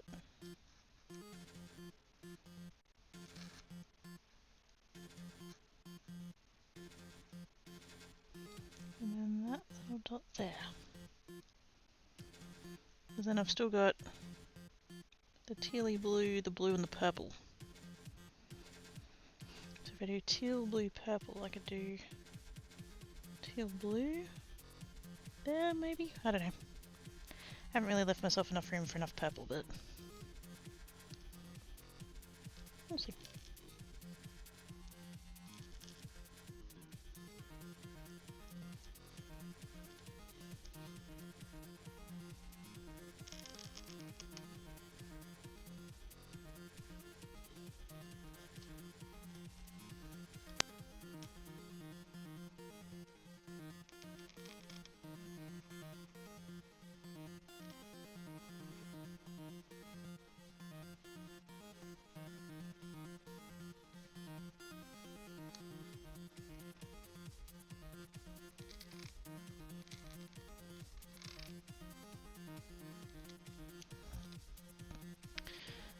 Started with the blanket, found a pattern better to whip up my own hood piece due to typos. Been a thing having to have it all done by Thursday so I can fit it, wrap it. Aww. Do you like specific wait, hang on, how do I phrase the question?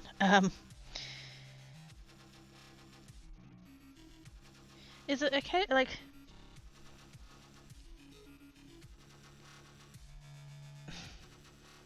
I don't know, I think the question's gonna sound weird. Do you like craft things and then happen to give them to the charity bazaar, or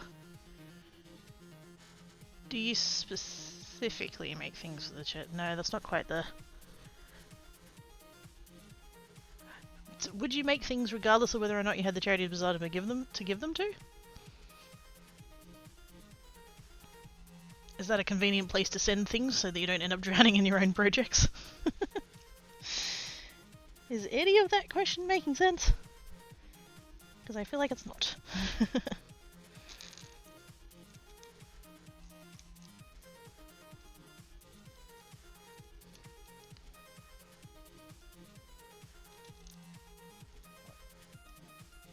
Feel free to not answer that if it was too confusing.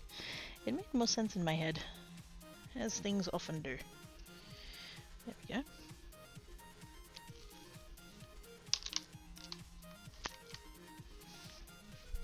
And then...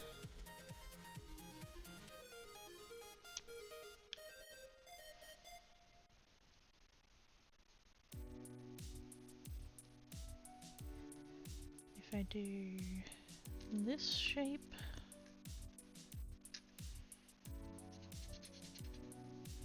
Yeah, I think this tealy colour is too close to that dark green, so what I might do is just do this shape, and then on this one do blue purple, and on that one then do blue purple there. Yeah. Means I don't have as much of the teal as I would like, but I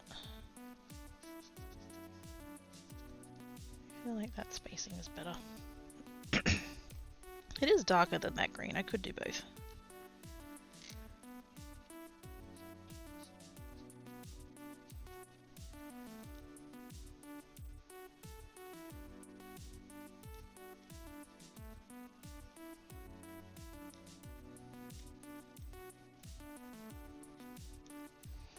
I think I bled a little bit there. I was trying to be careful with the edge of the paper because the card base is not folded quite right. I should have just gone for it and then chopped it off.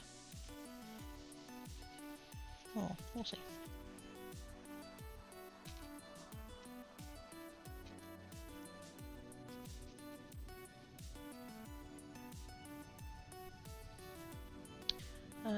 There was a question in there somewhere, I think so, yes. Would happily craft even without charities allowed to donate them to, but any charity that's silver to make it's always come out. Yeah. Any of the like knitting, crochet, quilting, like fabric stuff, like it's so hard. Because the amount of hours that it takes you to do a thing, like you just, the market doesn't seem to be able to bear factoring that in. Why would I spend $500 on a handmade quilt when I can get one for $20 from Walmart? Like, if you want to go get one from Walmart, fucking go right ahead. You're going to get the not the quality or the love that's been put into it. Sure, it'll serve your function, but like, I would argue though that like if the person that is all like if they don't see the value in it, like that, if they're like, I could go get the same thing from the hardware store for 1/10 of the price, well, they're probably not your target audience, your target market.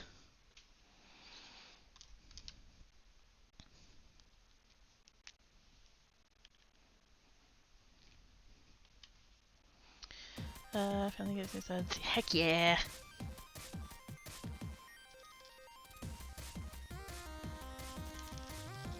See, I would love to quilt. No, let me extend that sentence a bit. I would love to quilt far more than I do. Vast majority of the problem is space. I just don't have the space to... Like, I don't have the table space to have a quilt on it while I'm actively sewing it. And I also... Like, you have the step where you, like, after you've done the patchwork, you lay out the quilt on the wadding and the backing and pin it all together. I don't have the space to do that either. So, like, that's most of the problem, but, yeah. What would I do with them all?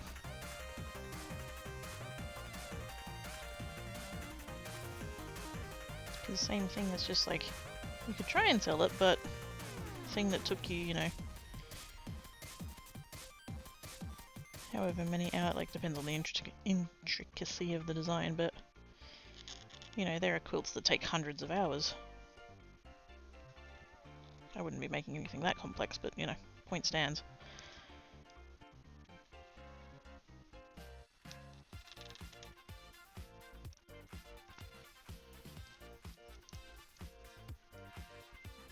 And I have done a couple of quilts as gifts, and those have been for incredibly special people. Because it's a lot of work.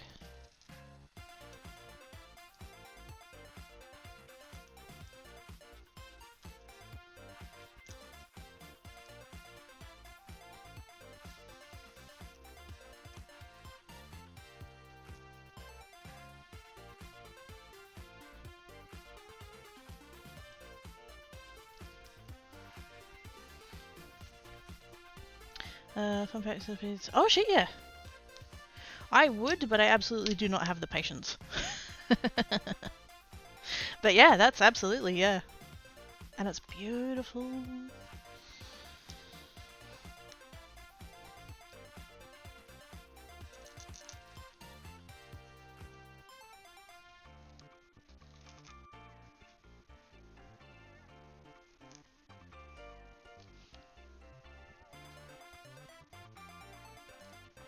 I wish I had the patience to hand quilt. I have the patience to hand bind, because it looks so much better than machine binding. Like, I'll machine the, like, you've got all the layers, you trim it all back, and then you stitch it to the front and then fold it to the back. And so the stitching it to the front through all of the layers, I'll do that on a machine, absolutely. Like, you're not going to see that bit regardless, and trying to get through 4 layers of fabric and wadding. Don't really want to do that by hand.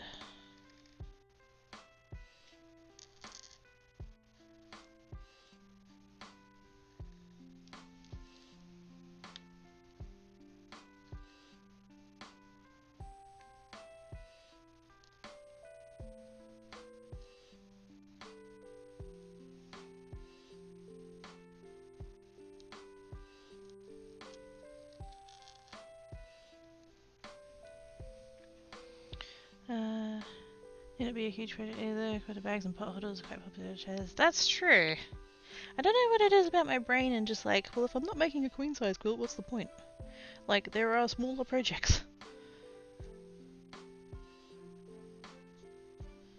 I got reminded of that the other day. I was watching this artsy madwoman, and she does rug tufting. And her, like, don't get me wrong, her stuff is gorgeous, but it's pricey. As it should be. It is worth, you know, the amount of work that goes into rug tufting just in general, and then, like, she goes the extra mile for just everything. Like, fully justifies her prices, don't get me wrong, but, you know, not everybody can drop $500 or $600 or $700 on a rug. That's just not feasible for most people.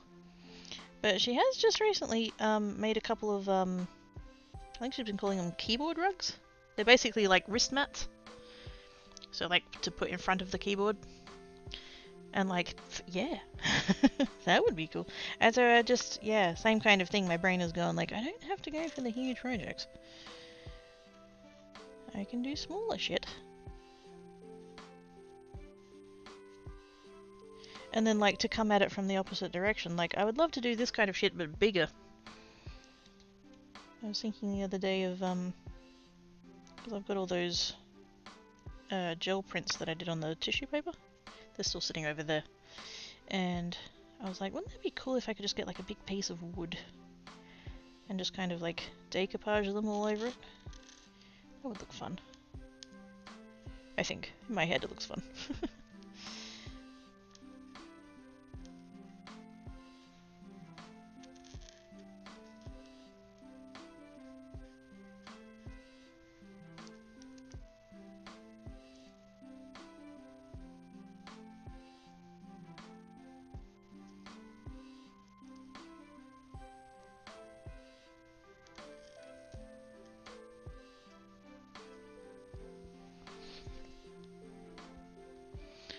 I've only been... let's try again. Have only once been against buying from a handmade thing, but was more an eye-opener on the costs and time involved. Ended up getting one eventually, but reduced my expectation to match what suitable for what I had my... Yeah! I think a lot of people just like don't sort of realise what can go into making a thing. They just assume that like anyone can do it and that it's easy and that it doesn't take, you know, a lot of time or a lot of like that the materials don't cost very much and all this kind of shit. And so like, yeah. When their baseline, you know, understanding of a thing is the $20 blanket from Kmart or whatever, then it's like, it's not always going to occur to a person that, you know, a quilt maker has spent potentially dozens of hours making a thing.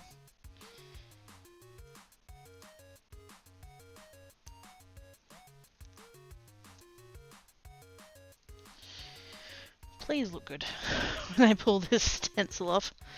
I've noticed a couple of spots where it's bled under, so like, I'm just kind of...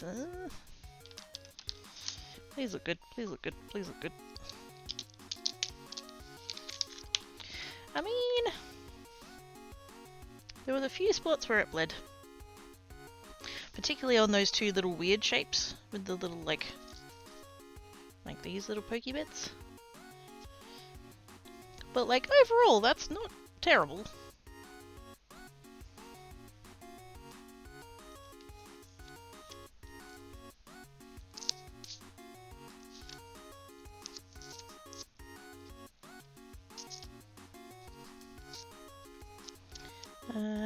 Well, so pretty amazeballs.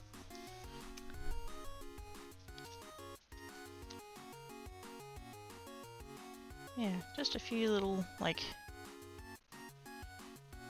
All the other shapes, all of the really, like, smooth line shapes, most of them went fine. It was these little pokey bits that, like, didn't lend themselves. But, like, I don't know. That's alright. $5 quilt, is that cheap either because it's all automated or it's using that? Yeah, exactly. And using, like, poor quality materials and or techniques. In fact, probably just and techniques. It's gonna, like, say, like, in the case of, like, the quilt. It's, you know, the quilt that you're buying from Kmart, Walmart, wherever.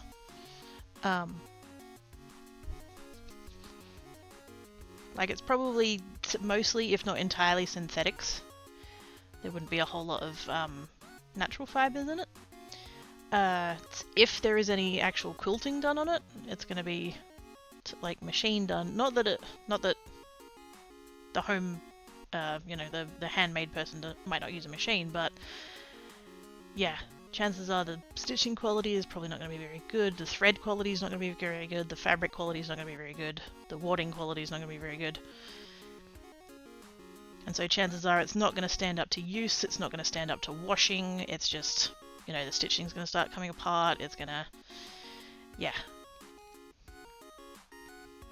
And if all you're using it for is like chucking it over your knees while you sit on the couch, then like that's fine.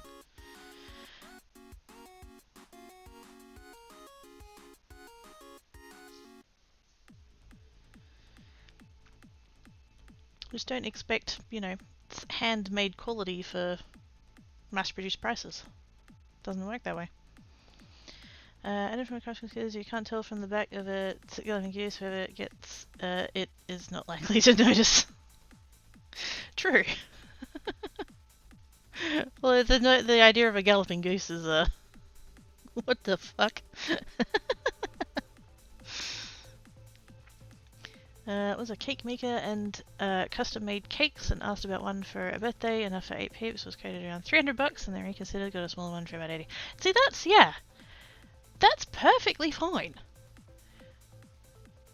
Because you've acknowledged, and I mean, I mostly mean like general you and not you specifically Oz, but like obviously it's your story. You know, you've acknowledged that like for your budget or like for just what the event is or whatever, like $300 is out of your budget. What you haven't done is then gone, oh, making cakes is easy, decorating cakes is easy, you should give me that cake for $80. Like, they're the people that can go take a long walk off a short pier. That's the thing that I take issue with. If you want to go buy a $6 mud cake from Coles, that's your prerogative. That is totally fine. But to expect the $300 custom decorated cake for $6? Fuck off.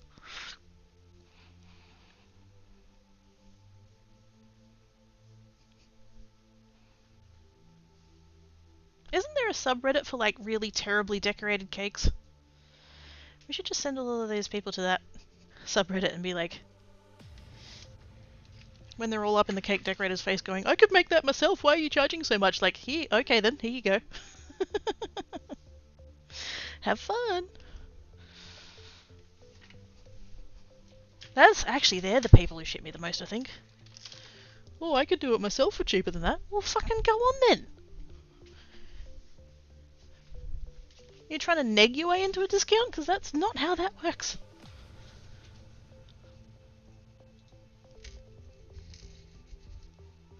Cake Rex is an entire website. Glorious? I think? Question mark?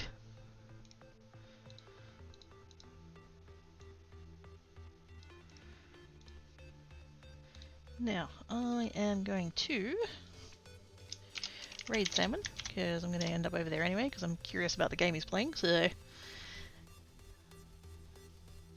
take you guys over there with me. Thanks so much for your stream, everybody have fun and keep being awesome! Well, decorate is a skill that takes effort and time to... Exactly! Anything that's worth charging for is that they've built up their skill and effort over time, like it's just, you know... That's why the plumber costs $300 to call them out. Oh, but it only took you 5 minutes to fix it. Yeah, but it took me 20 years to learn how to fix it in 5 minutes, so... Yeah. Oh, that emote is so cute! Axolotl! Aww. Have a good afternoon. Thanks, Whiffle! I don't know what I'm having for dinner. And I really don't want to go to the shops. But I need ham. And then I shall go to Bunnings and buy wood. But yes, slash raid. Thank yous everybody for coming and hanging about. I appreciate yous.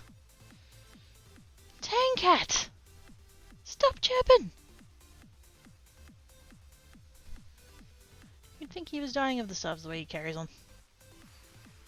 But yes, thank you everybody for being here. Be good. If you can't be good, be crafty. I shall be back on Geek tomorrow, and then I should be back here on Friday. Don't know what I'm doing, but then again I never do, so whatevers. Catch you later, bye!